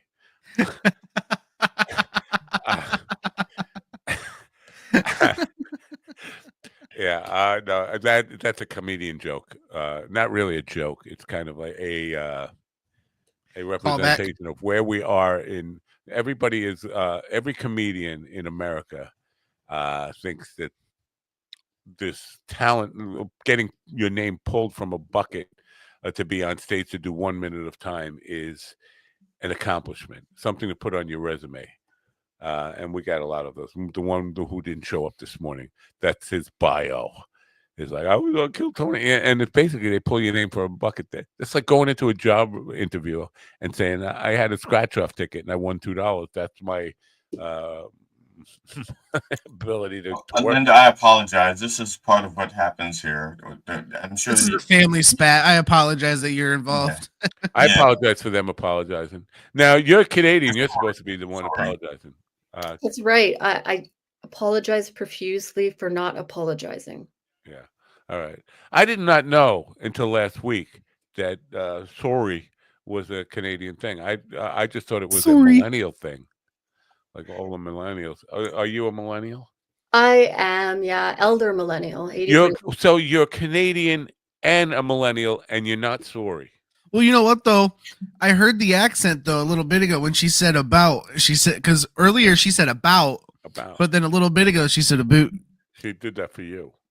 I heard it. I liked it a lot. You can't. Wearing a boot does nothing for you. I just like accents. They're great. It's my favorite thing. So you know what? The congratulations on your first. It's that is an achievement. It's not you're not getting pulled from a bucket. You've actually achieved something, and it's a life goal. Was this something you had had as a goal, a life goal for a long time? Is having the book out? Absolutely. I mean, people ask me what I wanted to do with my life when I was a kid, and I said be a writer. And then I got to be an adult and I thought, how am I going to pay my rent? I did other things, right? Life got in the way. I made questionable life choices, but ultimately it was always in the back of my mind as a goal. Questionable life choices. I don't know. I don't think I've made any of those questionable life choices. You've made 3 just this morning. So. No, those were bad. Those weren't questionable. Those were horrible. I don't have any questionable life choices. I have unanswerable life choices. Yeah, I have plenty of horrible. I have no answer for that. Life choices. No questionable ones. There's no fine line where, hey, maybe that was that was terrible. That was the wrong thing to do. But no, I don't live with regrets. I live with what could I take away from that? What could I learn from that? And generally, I'm unteachable. So the answer is nothing. I'm glad you have gotten this far. Now you talk about knowing this was going to be what you wanted to do with your life from a young age. Do people in your life know about, and they celebrating this with you? Is it like is it a big deal for the people who know and love you? Absolutely, yeah. Yeah. I come from an interesting family. Like my mother went to university, my dad finished grade 8, I think. So in terms of like reading, they're not in the same place. My mom loves books. It's her greatest hobby. Her great pleasure in life is reading, right? So your mom reading romance novels? Romance novels, sure. I hate them. It's their formula, right? So Yeah. I can Well, no, understand. you know what I hate about them? It's the happy ending. I would be fine with a romance novel that ended with he was crushed, brokenhearted, and that's where they leave you. Like he's not sure whether he's going to kill himself or not, or if he's ever going to find love again and just be a lonely old man. That would be a romance novel I would read. But Matt, you're assuming that because the woman got the guy or the guy got the woman that they lived happily ever after. Yeah, I know. Once they got married, it was all downhill. Yeah, I mean, you almost the sound like happy somebody who's ending is never. implied. You almost sound like somebody who's never had a divorce. I've had a divorce. I got the girl, and I I'm was on like, number 2 right now. yeah, I'm on marriage I'm number gonna 2 get as well. one after the show today, but you can't get a publishing deal for a romance novel without having a happy ending, at least a very strongly implied happy ending. And that's the part that bugs me. Like, life isn't about happy endings. Sometimes the guy just dies or something miserable happens. And I think that's life. And it feels unrealistic when everything has to be happy at the end of it. I think there was a movie called What a Way to. I think it was called What a Way to Go with Shirley MacLaine. Yeah. And the movie is she's visiting a psychologist, and she doesn't want to be in love again because she's been married 6 times, and each husband has had a violent death. And so she does not want to get married again. And then the psychologist falls in love with her and he dies a miserable death. Yeah. I remember it's a really funny movie. Even though everybody dies in the movie, it's a comedy, but I love it. You like Wasn't that it one, Blazing Matt? Saddles you're thinking about? I think it's called What a Way to Go with Shirley MacLaine. I thought it was Blazing Saddles. Sounds like Dick Van Dyke was in it. A bunch of. She killed off a lot of husbands in a lot of really wonderful ways. Yeah. Now your father is a nonfiction reader, right? That's what I'm getting. Your father loves nonfiction. Yeah, he's newspapers and magazines all the way. Yeah, So, that's a guy thing. yeah, I think partly for sure. I mean, he's working class, so totally a guy thing. And for him to be excited about this and to read my stories, that's like a big deal, right? Right. Who's your go-to? Do you have a go-to that you like bounce the stories?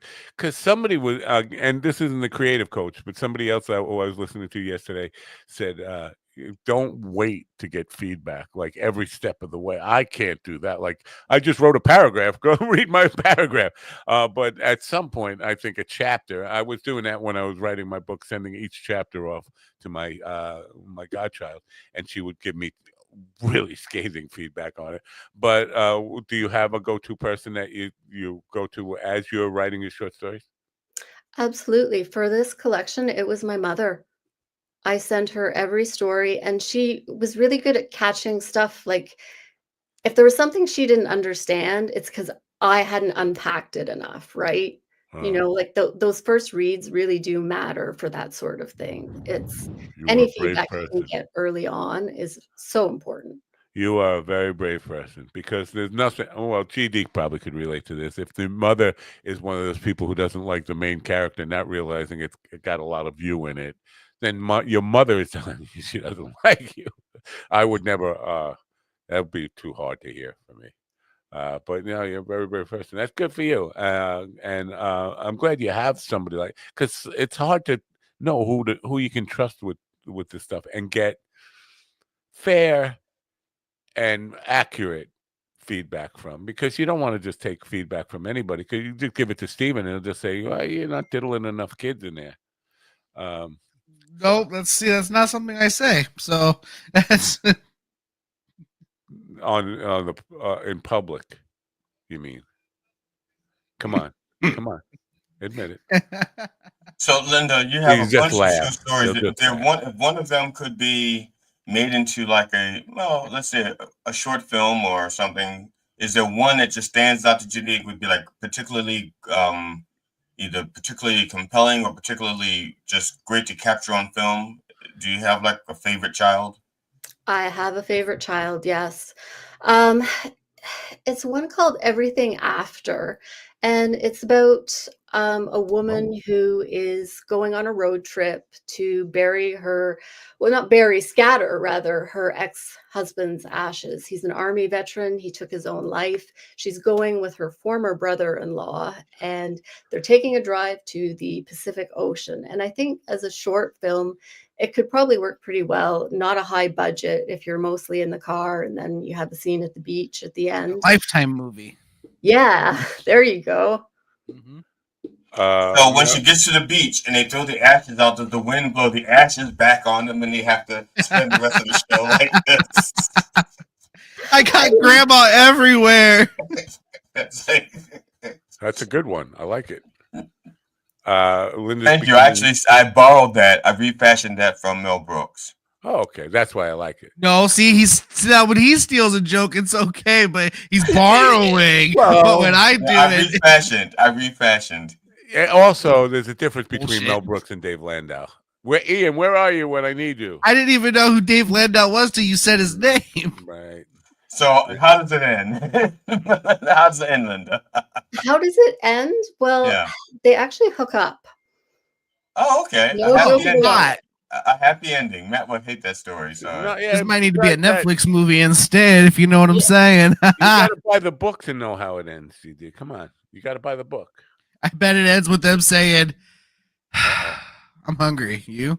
Yeah, I think if we're out of time here, but I think if we let this interview go like another 30 minutes, she will become more Canadian. You notice she's becoming more Canadian. I love the accent so much. It's made my day. If we went another half hour, she'd be like, "Get your back bacon, you hoser." Teaser. I think what's happened favorite is, one. you know, how when you sit around, when you talk with someone, sometimes if I sit with someone with an accent long enough, I pick up their accent, and I think you being around us, you feel comfortable. Like losing sounds a little Brooklyn-y to me. You know, he's been on the show 2.5 years. He started to say, "Hey, Joey, how's it going?" I know GD calls me sometimes. And he's like, "How you doing?" And I'm like, "What the fuck is that?" How's it hanging? Oh, yo, sounds like he's walking into a deli somewhere. Right. What? Oh, well, that's so. Do you have? First, how do you feel about the phrase "cat mom" and "cat dad"? You know, those pet people with pets, and they say. Who call themselves cat moms or cat dads, you know, as opposed to just saying, I have a cat. You know what? I am cool with it. And maybe this is because I don't have children. I feel like if you have children, they're your babies, right? And then the dog is the dog. But if you don't have kids, then the dog is the baby. I don't know. I'd save my dogs first. Yeah? Yeah, because I feel like if my kids aren't smart enough to get out of a burning house, then that's nature, you know? But my dogs, they're dumb. My dogs are dumb. I'd be like, come on, let's go. Get out. You know what I'm saying? That's just me. But I am a cat grandpa, which is really degrading. See, I don't like anthropomorphizing animals, period. Because they're not human, you know. I understand. Look, I had a cat that was like my little buddy, okay, but I never said that's like I'm his cat. Like, no, he was happy to see me when I got home from work. We played games, we played jump rope, and then he went out and killed something and dragged it back home for me. See, there's something about the innocence of an animal, though, that is just so great. Like, here's the thing: I'd rather hang out with somebody that hurts people before I'd hang out with somebody that hurts animals. You know what I'm saying? Like, animals are so innocent; they don't do shit to nobody, and like it's, you know. Like, I agree, but most people don't realize that most of the good stuff that we see in animals, we're projecting from ourselves. And if we would just take that goodness that we're projecting onto animals and just live it as people, we'd have a better planet instead of projecting it onto animals. I'm just trying to figure out how all this cat talk, dog talk, is helping. Well, I was just curious. Okay, if you want to know my process, here's my process. You talked about your dad not being, you know, having an 8th grade education, not being much of a reader per se, but he's really proud of you and your book. And so to me, it's like the book is his grandchild. That's why I went with this. And then I went to, like, you know, if that's... to tie it up in a nice little bow. I like I don't know that you don't have children. I'm just saying, but the book is like his grandchild if you don't have children. But even still, the book is like a child. That's and wonderful. Then it went from there to, if you don't have kids, do you call pets? You know, people who don't have kids call their pets. That's how it came about. It didn't just I love it. I love it. It's a heartwarming little question of. Listen, Linda, we're out of time, but please do come back and. We're not out of time, Linda. He's got to go to the bathroom. Just go to the bathroom. We'll talk to Linda. No, just. What am I going to read? Take the book with you. Read The Beauty and the Hell of It while you're in the bathroom. Yeah, no, it's not a book. It's not a bathroom book, is it, Linda? It's not a bathroom. If you take it in the bathroom, it is. I don't want to read about people when I'm no. Anyway, come back in September when the book is out, so we can help get it off to a good start. I don't know if you know about books, but the first week is really important. Like if people are at least visiting the Amazon page, it will help with their algorithm to help more people see it. So do consider coming back. I don't know if it's coming out first week of September, but whenever it comes out, put yourself on the calendar and let's get you back here. Even if it's just a brief conversation to remind people it's out now. I know they can pre-order it now, right? Are you doing any special things like sign books or any of that kind of stuff? In September, I have an in-person launch here in Calgary. Yes. All right. Well, we appreciate you being here, and good luck with the book. I'm sorry if we were too crazy and stupid, but that's It what was lovely. All right. Thank you for having me. Take Our care. pleasure. Thank you for being here. Bye for now. Bye. Linda Williams, folks. Look at that. I did the book and her at the same time in one felt swoop. Did you see that? I didn't see that. Did you see professionalism? That center fielder, I forget what team, maybe Toronto.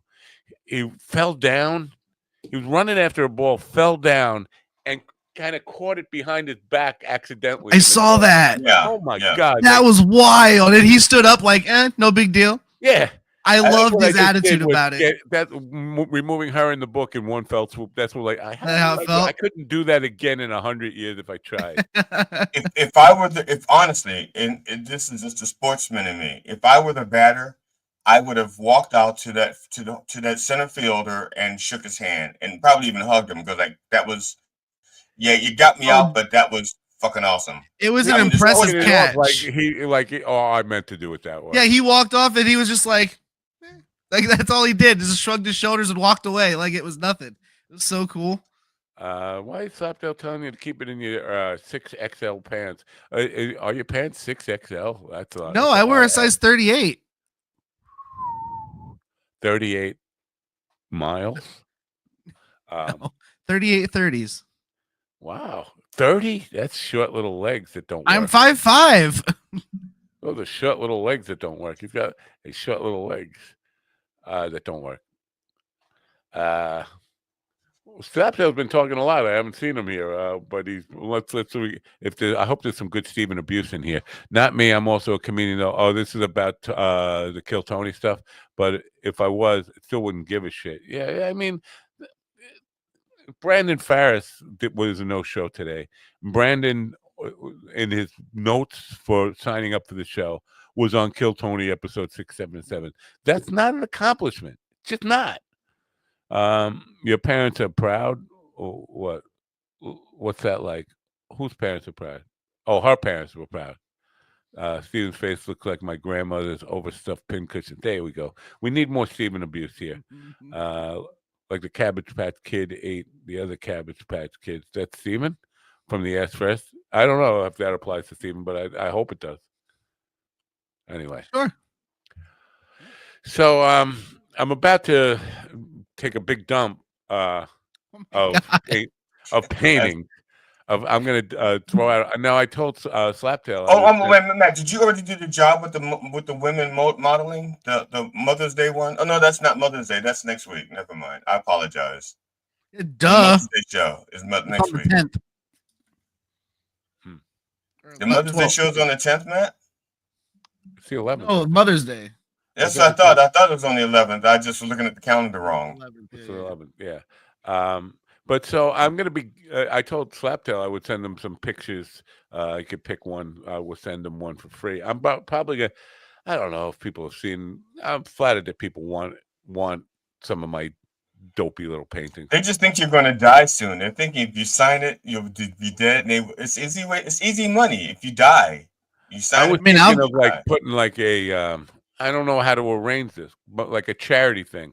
Because I don't want money for them, and that goes against the principles that I state. Like you should take money for your work. Yeah, fine. If it's something, I don't know. But I think here's the thing I learned, Matt, and if I've learned nothing else from you, your work is worth what people have paid for it. Yeah. So take it.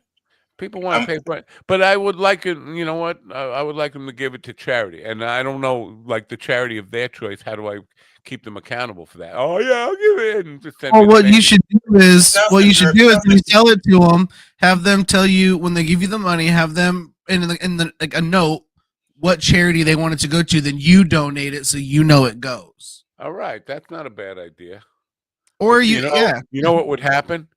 I will go down to Puspatuck and spend it on Donate weed, it. and then say, "Yeah, I sent it to cancer, whatever American Cancer See, Society." Yeah. Matt, you would be one of the type of people that the Reverend was talking about yesterday in his sermon. Swing low, sweet charity.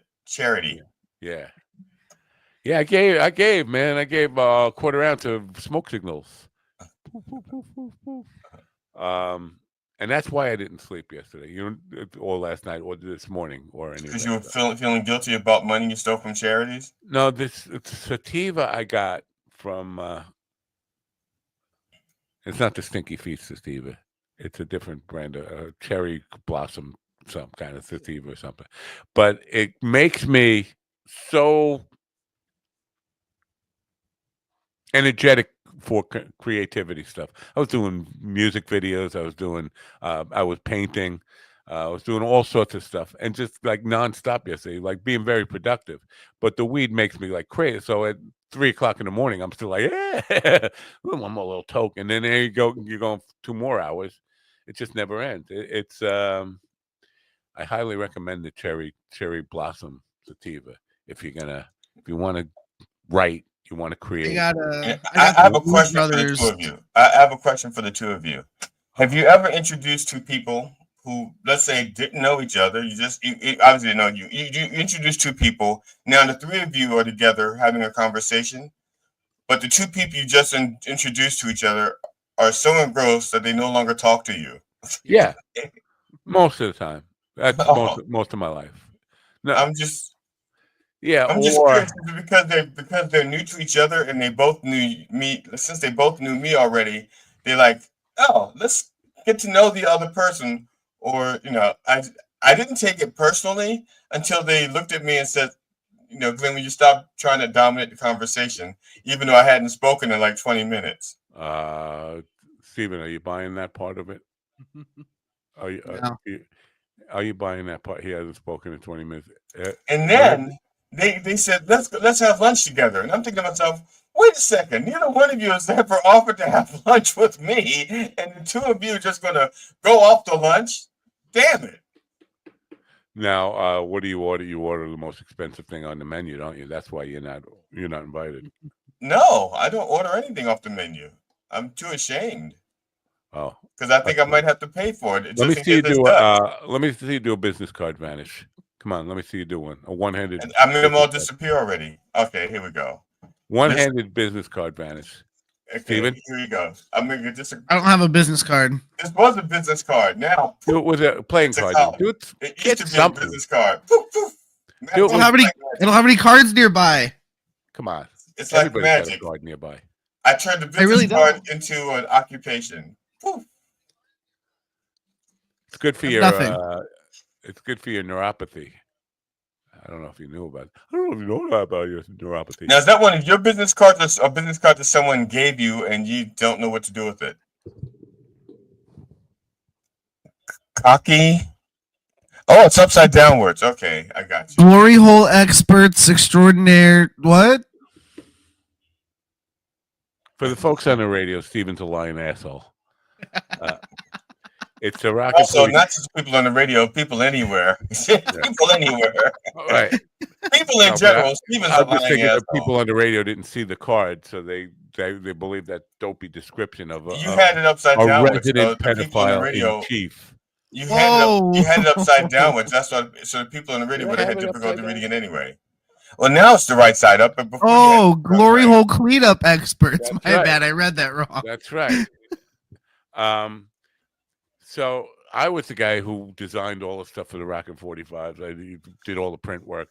So when I left the band, they were like, "Oh, we got no business cards, we got no logo, we got and then I thought about like licensing it to them, and then I just gave it to them. Like, I'll license it. It's my artwork. I own the shit. This is my shit. But here's the question: because that design is based on, let's say, something that was invented for the 45 records, Right. So how do you get to, you're just copying something that is out there.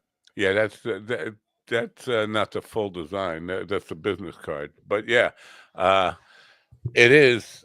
That's not something that is the font is all part of the logo design and the trademark stuff too.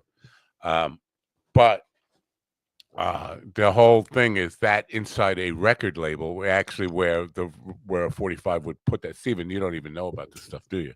That thing would go in the big round hole so that you could play it on a. You lost Steven a big round hole. On a turntable that only had a skinny pole like you have, like a skinny upright, somewhat 33 and a third pole. And so you would be able to fit your 45 on a regular turntable with that little adapter thing that looks like that. But so the official logo is a 45 record with that stuck in the middle of it. Anyway, but so they didn't have any of that stuff. And I'm looking forward because the big season is coming up. The outdoor season where all the major equipment has to come up, major setups. And I did a lot of that work. And so the next time you're going to talk about 45s, we got to play. Welcome to Boomer Corner, the only corner that you can get stuck in. Interesting, because it sounds like the Woodcraft Avenue by the Rockin' 45s, which that's a ripoff of the song. But I'm almost tempted to go just to watch them do the work, the setup work, because the first gig especially. Going to be a fucking nightmare. I think Mikey might have a heart attack and die, which would be entertaining enough to watch. We'd go down there and just watch. So when would this be? I mean, would I have to schedule a whole day to go out there and watch this? Also, is this we're just going to have? Yeah, it would be a catch in Lindenhurst, New York, Venetian Shores. It's a big beach venue. It was like an amphitheater on the beach, and they have probably 6 or 8 gigs there this summer, and every one of them is going to be more difficult and more work. And Mikey's a big fat fuck anyway, so and his father died young of a heart attack. His brother Joey, who I knew well, died young of a heart attack from being a big fat fuck. So maybe he'll die of a big fat fuck heart attack. Is that terrible of me to even suggest that? It's not going to get the Secret Service at your door, so you'll be okay. Yeah, he's not right. He's not a preferred Nazi. He's just one of those ancillary Nazis. He's a peon Nazi. My wife kind of lost her shit yesterday because she was. My wife and I, when we spend quality time together, she's usually on her phone ignoring me. Yeah. And so but if I'm watching television, she expects me to be. We'll be in the room together. She says, you can watch anything you want to watch, and I'll watch it. And then she keeps interrupting me with stuff from her phone, while I'm trying to watch something. And she'll go, and yesterday her thing was, is this fucking real? Is this real? And she shows me the picture. She says, Trump posted a picture of himself dressed as a pope. And I said, yeah. I said, she goes, that man is fucking sick. He's a fucking sicko. And I said, well, yeah, but he's only doing it to troll people. There's no way he could be pope. He knows that, but he knows that people are just love to, be distracted. As he likes it when he can distract people from the fact that he's a terrible, terrible human being and a terrible, terrible president. And we stop talking about how terrible a president he is, and we talk about, wow, look at that. He's dressed as a pope. But you say he knows that. He can never be pope, and he knows that. That's what you said, right? Yeah. He knows he can't be pope. Are you sure? Does he know? How do you know he knows? I don't know. I don't think he knows, but I'm sure somebody had to have told him by now. I think GD's right that he's just doing it to fucking trigger the libs and get people fucking crazy. But I'm not so sure he doesn't think it's possible. I understand he's like a quote transactional person, a transactional loser, but he does. There's some things that are almost like common knowledge. Okay, if you have a moniker of intelligence or a moniker of information, you know that the Moniker or Pope. modicum? Yes, Yes. a piece. Monica. If you're just a piece. Where is Monica? Hey, Monica. Monica. If you have a piece of information, then you know that the Pope is Catholic. Trump is not Catholic. Therefore, Monica. I'm coming for you. Yeah. Oh, there she is. Trump is not Catholic, so therefore he knows he cannot be Pope. Huh. And not only that, chances are, and I'm pretty sure of this, you have to be a cardinal before you can be a Pope. And he can't fly, so guys, gentlemen, he's almost got the color right. Oh, Stephen's trying to get out of here because he has to go his ride's here.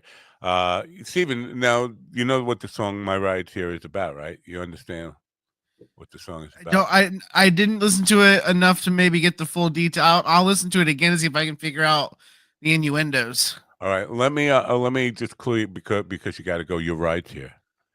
Warren Zevon was diagnosed with inoperable terminal cancer, and he decided to put out one last album with the time he had left.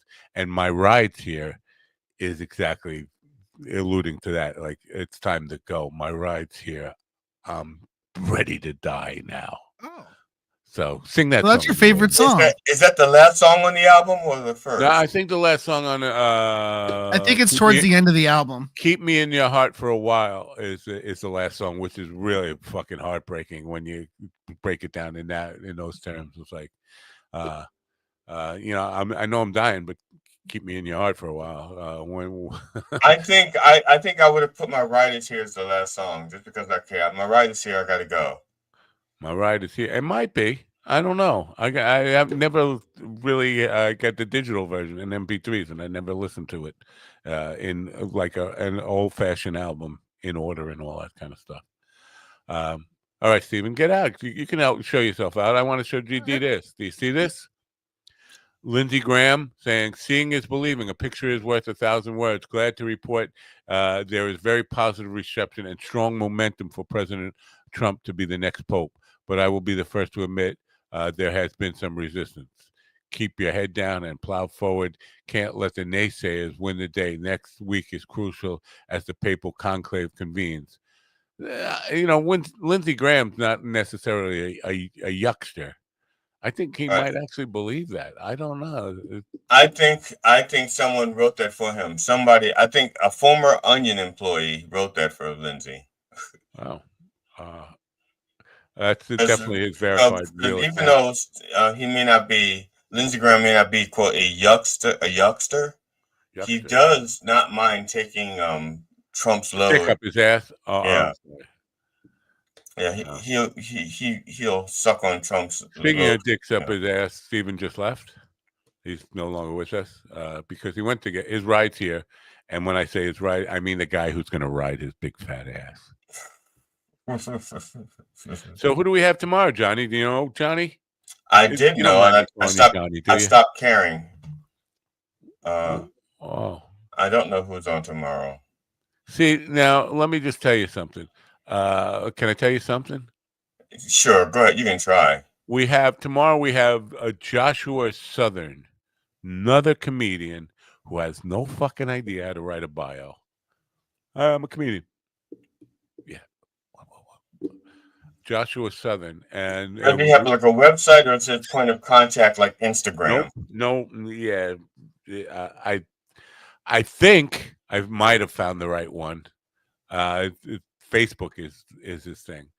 But on Thursday, we have Jennifer Sutherland. So we have Joshua Southern and Jennifer Sutherland on this week. It's just too confusing for a guy like me. Caitlin Monosky is going to be here on Thursday, who's been on the program before. But she just assumed that I knew everything about her, and I got no bio with her. So tomorrow we have Joshua Southern, got no bio from him. Russell Little, no bio from him. Then on Wednesday we have Nancy Orlin Webb, who I do have a little bit of knowledge about because from LinkedIn, and she's an author. But then after that we have Queen Brittany Wise, no bio from her, and really hard to find. And if you do Queen Britney anything, you're not in Google. You're just going to get a bunch of people. So everybody this week, this was my day yesterday, trying to put together this thing. On Friday, we have Marco Giorgio, who's the next Italian comedian. I don't know. Do we need another Italian comedian? Hey, sausage. Hey, and then Roy Lee Reynolds on Friday. So everybody. The only one I got any information on was this Marco Giorgio, and I know he's Italian. So where are these people coming from? Are they watching this? Are they being recommended, or this? I'm just curious. See, that's what they're supposed to put in the notes, like how you got here, where you found this from. They don't put nothing. Like, yeah, I just signed up. Put some shit in the notes. What are you promoting? Why are you coming here? Who sent you? Get off my train. Any of that kind of stuff. I love that character.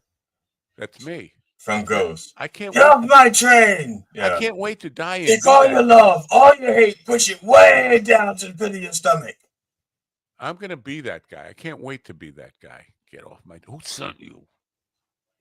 Anyway, so what are you gonna do the rest of it? You're gonna Cinco de Mayo? No. When I get off of this, I'm gonna make breakfast, and then I have a Done Way Past Funny episode tomorrow, so I have to get ready for that. You know what? I'm just going to do this all day. Yeah, I have a Done Way Past Funny episode I'm recording tomorrow, so I'm going to prep for that. And I have one that I've already recorded last week that I'm going to try to edit today, or at least get a good chunk of it edited. And who's the guest? Who do you want to tell us who the guest is? Or, No, I don't mind telling you. Who is? What? Who's the guest? Oh, I thought you asked me if I mind telling you. I don't mind telling you, but you actually want to know, so I'll okay. Who's the guest? No, I don't mind telling you at all. No. Do you want to know? I'll tell you. No. I don't mind knowing. It's John Beavers. Is he a funny guy? Is he way past funny, or just? Well, we're going to find out. We're going to find out. And this is like another one of those 9-hour things cut up into 9 individual hours. It all depends on them. Huh. Oh, but wait, I don't have any night. Right? The longest interview I have is 4.5 hours, I think. Maybe 5. Wow. And that one was cut up into a lot. Well, actually, the interview itself was like 4.5 hours. But then after the interview was over, we talked for like another hour afterwards. And so that's like bonus green room footage, so to speak. All right. But that's not tomorrow. And that's not the one I did last week. I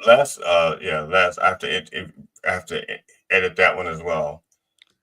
And Abby is supposed to be on the 22nd.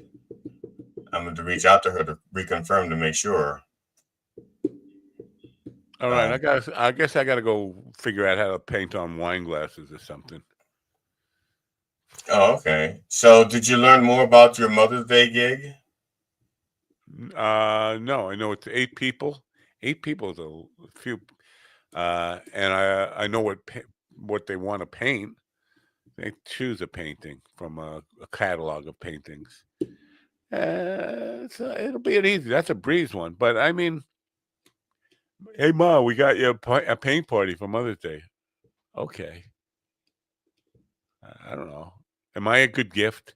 If somebody got you me, would you say, well, thank you so much? Or would you say, first of all, if I got it for Mother's Day, I'd be insulted because. Well, let's just say it's Father's Day. Let's just say it's Brother's Day. Let's just say it's Uncle's Day, whatever, or Stepfather's Day, or whatever you are. I mean, if they got me, your birthday. Let's just say it's your birthday, I would not be opposed to a paint party for a birthday gift. I wouldn't be. I would be opposed to.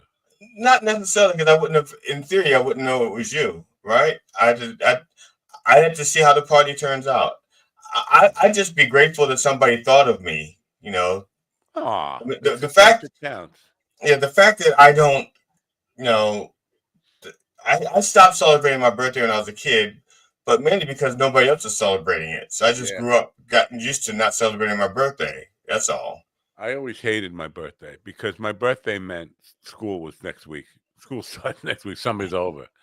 So I always hated my birthdays ever since I never really celebrated my birthday. I think 5 was the last time I actually enjoyed my birthday. I think the first birthday that I got celebrated, I was probably 7. My sister baked a cake for me, and she invited a friend of mine over, and we had cake and what they called Holican block ice creams.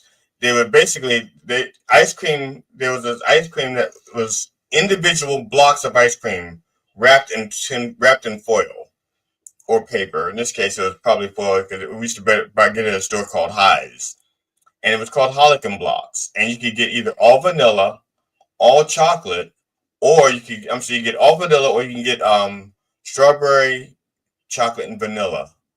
And they were just little blocks. They were like about a half inch, maybe 3/4 of an inch thick, and then 4 inches square. And you could also take those blocks and make them, put them onto like little wafers, little square wafers, make ice cream sandwiches with them. So I don't know. That's nice. So you basically, you loved your sister, unlike your brother. I didn't really love I'll take that back. I used to worship both of them.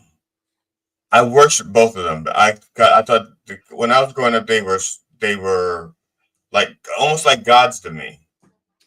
Not my younger brother, my younger older brother. I never really he was the one that was conceived in rape, and I didn't hold that against him because I didn't know that, but he was just a dick.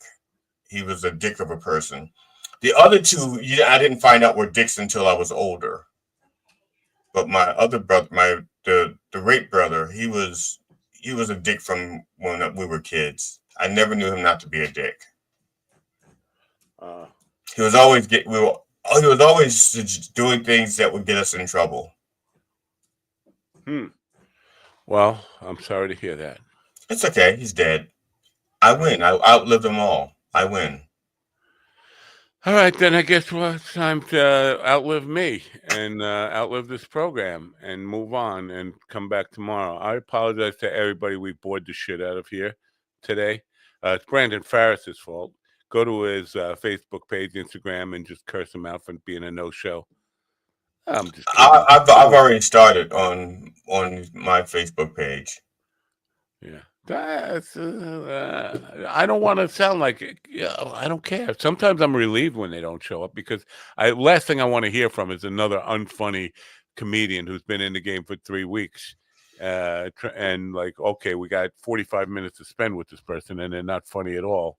What am I going to do with it? I guess they would start doing. If they're really not interesting, just let them go early. Yeah. Yeah, just like, okay, yeah, okay. You're really not interesting, and goodbye. Goodbye. I've done that. I think I've done that. I don't think I've come out and said you're really not interesting. But I made like, oh, we have pressing business to take care of. We have a new Daily High Club commercial we have to play or something. We could get the sound effect from the old sound effect from the AOL online that says goodbye, and we just play that. You've got mail. Oh wait, I gotta go check my mail, man. You're out of here. No, it's just like goodbye. Just tell them says, yeah, you're not as funny as we thought you were going to be. Yeah. Andy Imlay, who's a friend of Steven's, said I roasted him the whole time he was on the program. Who said that? Andy Imlay. He's a friend of Steven's. Another, I don't want to call him open mic level, but yeah, I think I'm one of these guys who does a lot of open mics. Doesn't do a lot of shows. But anyway, I don't remember roasting him. I remember trying to like give him a sense of reality of what comedy business is really about and how long and how rough the business is. If you got to do it, you got to really throw yourself into it, man. You're up against way too much competition to think you could just sit back and just show up and do what you do for your friends on an open mic thing. You're going to make my wife, for some reason, she misunderstood. Like there was some comedian, and she thought I was very hard on them. And she goes, "You forgot what it was like to be a newbie." And I'm like, "No, I didn't forget, because I'm constantly reminded. I have friends that have been comedians for like 30, 40 years.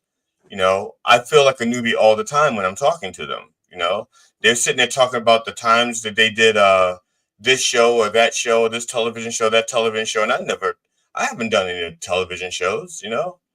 They've been doing comedy since they were like 17. They traveled Europe and they toured with Robin Williams and they toured with this guy and that guy. And I'm like, I don't have any of those kinds of credentials. I didn't forget what it's like to be a newbie. Yeah. What I don't like is the fact that they don't respect their craft enough, that they show up like that and they don't respect their craft. That's what annoys me. Yeah. And, the work is the idea that anything should be easy in showbiz. You got to fucking work for it. If you want it, there's too many people who want a life in showbiz and want to be able to make a living from being creative and using their talents, to not work hard at it and to understand the competition is fierce out there, man. And there are a lot of people who can do it without being a dick about it. Some people do it to become successful and they become dicks. Yeah. I'm not one of those people that will become a dick. I'm already a dick. No, I'm not. I wouldn't become a dick. I am a dick. Yeah, sure. I call a spade and a dick a dick. And if it's a spaded dick. And that reminds you to get your pet neutered and spayed.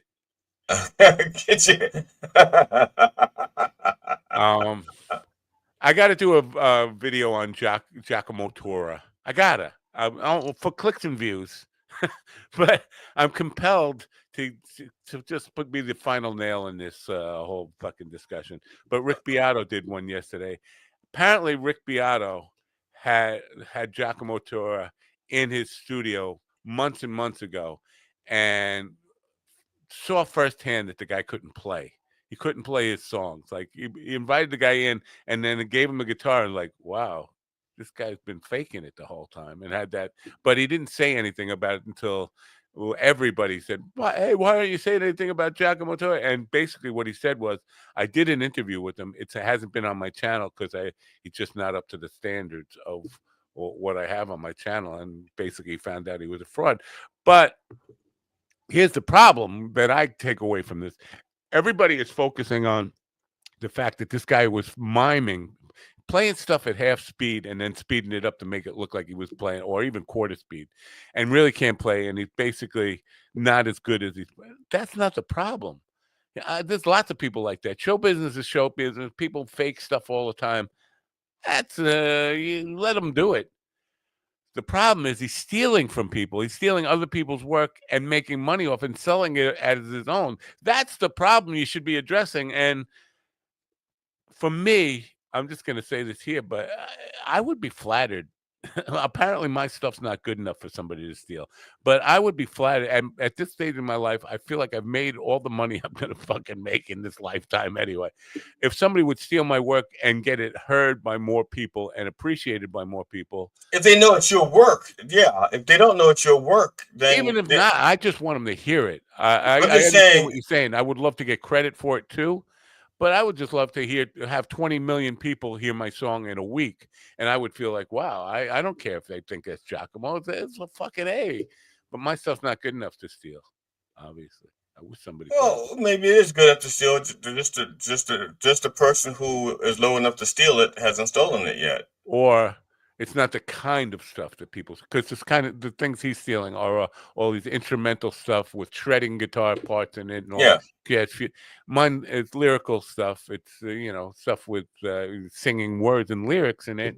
That's kind of I don't know. It's a whole different ballgame when you're stealing other people's words. I think. Whatever. My wife and I were watching Something About Mary. Something About Mary the other day. And when the movie was being made, it was in production. They were looking for music, and one of the people that was on production on their staff was a friend of mine. And they said, "Look, I think I can get your music to be used on a movie." And I said, "What's the movie?" And he told me what the movie was about. I said, "I don't think any of my music is going to be suitable for that, but I'll send you my CD." Because at that point, I just had it mastered. I didn't have the copies back, but I just had it mastered, and so I sent them a copy of the master. So they were actually getting the music before I gotten the CDs back. And about a week later, he goes, none of this music is going to work for the movie. I said, I know, I told you that. I said, I know what my music is. My music is like kind of personal to me in my life. And it's not going to, I mean, I could write something for something about Mary. And that's what they wound up doing, but not my music. Somebody had someone else who was a friend of the director or something write the music for something about Mary.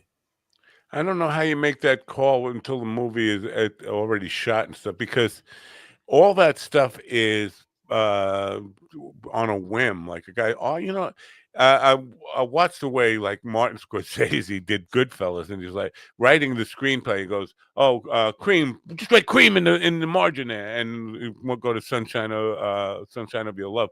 But like, just thinking, oh, you know what would be a real good, and like Sunshine of Your Love had nothing to do with the point of him. Of where he was in the movie, Henry Hill running from the helicopters and stuff. But Right. Martin Scorsese's head, that would be good background music for this transition or whatever. So But by then, those songs were already popular. Right. Yeah, see, so I'm just saying my stuff wasn't popular. So whatever they put, if they'd taken my stuff, I mean, they. Yeah, I know. But you never know what's going to appeal to them in the moment. Well, I didn't tell them they couldn't use it. I sent it to them. I sent it to them. I just wasn't expecting them to use it because something in my gut said, Because like Grey's Anatomy television show that, like, I don't know if it's still on, but I think it had like 27 seasons or something. But it made a lot of songs popular that weren't mainstream media songs. They were just like, oh, this song fits nice in the background here. And I remember my wife watching the show. I'm thinking, that's a cool song in the background. I wish I could hear it a little better. And then a couple of weeks later, somebody saying the band should play that, and it's like, oh, all right, where'd you get it from? Grey's Anatomy made that song a hit. But you never know what people. Oh yeah, I never turned it down. If somebody wants to use one of my songs, God bless them. Yeah, so basically, I'm telling people, go through my catalog, not my catalog, but go through Spotify, go through my YouTube stuff, steal it, steal my stuff. You have my permission, take it. I won't sue you. I promise I won't sue you. Just if you, and this is only for people who actually have 20 million followers. Like I know it, like anybody who listens has 20 million followers. But yeah, if you got a following, steal my stuff, do it better than I would do it. And you don't even have to say it's mine. I don't care. Just as long as I see people are liking it, I can die happy. That's all I'm asking. Speaking of dying happy, don't forget to turn on your radio. I still don't think you would ever really die happy. I think you'd be like, damn, I wish it was the other song. That's a fair point. The other song was much better. Yeah, that one had a nice hook, but the other one, the lyrics were really, really, really good. This one, that's a fair point. I don't know if I would be happy, but when I'm dead, but I gotta think it's better than this. Don't you think it's? And when I say this, I mean this show. I don't know. I've never been dead for a long time. But you've seen the show, and you know it's. Yeah, but death could be much worse. Still, I don't know. My death was very short lived. That was one thing my mother and I would talk about, because my mother and I both had died twice, and my mother was like, I don't remember anything. It was just blackness. I have nothing. Oh, subscribe. Tell people to subscribe. Subscribe to death. Subscribe to die. All right, let's get out of here. I got to go do what I got to do. Turn on your radio. I will send you some video clips. I think I understand what you're asking for now. Yeah. You Got to Laugh is the name of the song. It's about, everything in life is funny. And we kind of touched on this with Linda Williams about people just being like prudes about what you can joke about and stuff. Everything in life is funny. You got to laugh. You got to laugh. Yeah, I was thinking that I was trying to find something with the punchline also. I mean, a punchline, a setup and a punchline and a laugh in 10 seconds. And I'm a storyteller. There's no such thing. Yeah, no, all I want to hear is just the last few words and then people cracking up over it. And I thought about using some of the stuff from Governors, but there's not enough people in the room to make it. And then I'd have to use a laugh track, and that's not what I'm going for. Here's what I want to do, just kind of so you have an idea of where the song is called You Gotta Laugh. I want to do it to promote comedy. And so I want to take a lot of my favorite comedians and just have little bits of their stuff going on through the song. And every time there's a pause between the lyrics, I want to use you or Ron or maybe pedophile boy, and do like a punchline with some laughter on it, just to kind of, hey, look, he's in this food business with all these people. These cool people, and then this guy nobody knows. I don't know. I just thought it would be a creative, fun thing to do. Now, So I sent one, and I sent it to my G drive, and I sent an email to Opline. Optonline? Optonline. I don't think I got it, but I'll see. Yeah. All right. I'll look. Is that the email you want me? Well, don't you have to put it out there? I'll just put all of your emails on there. Whichever one you see, you see. Yeah. All right. Let's get out of here. Okay. Turn on your radio. Bye for now.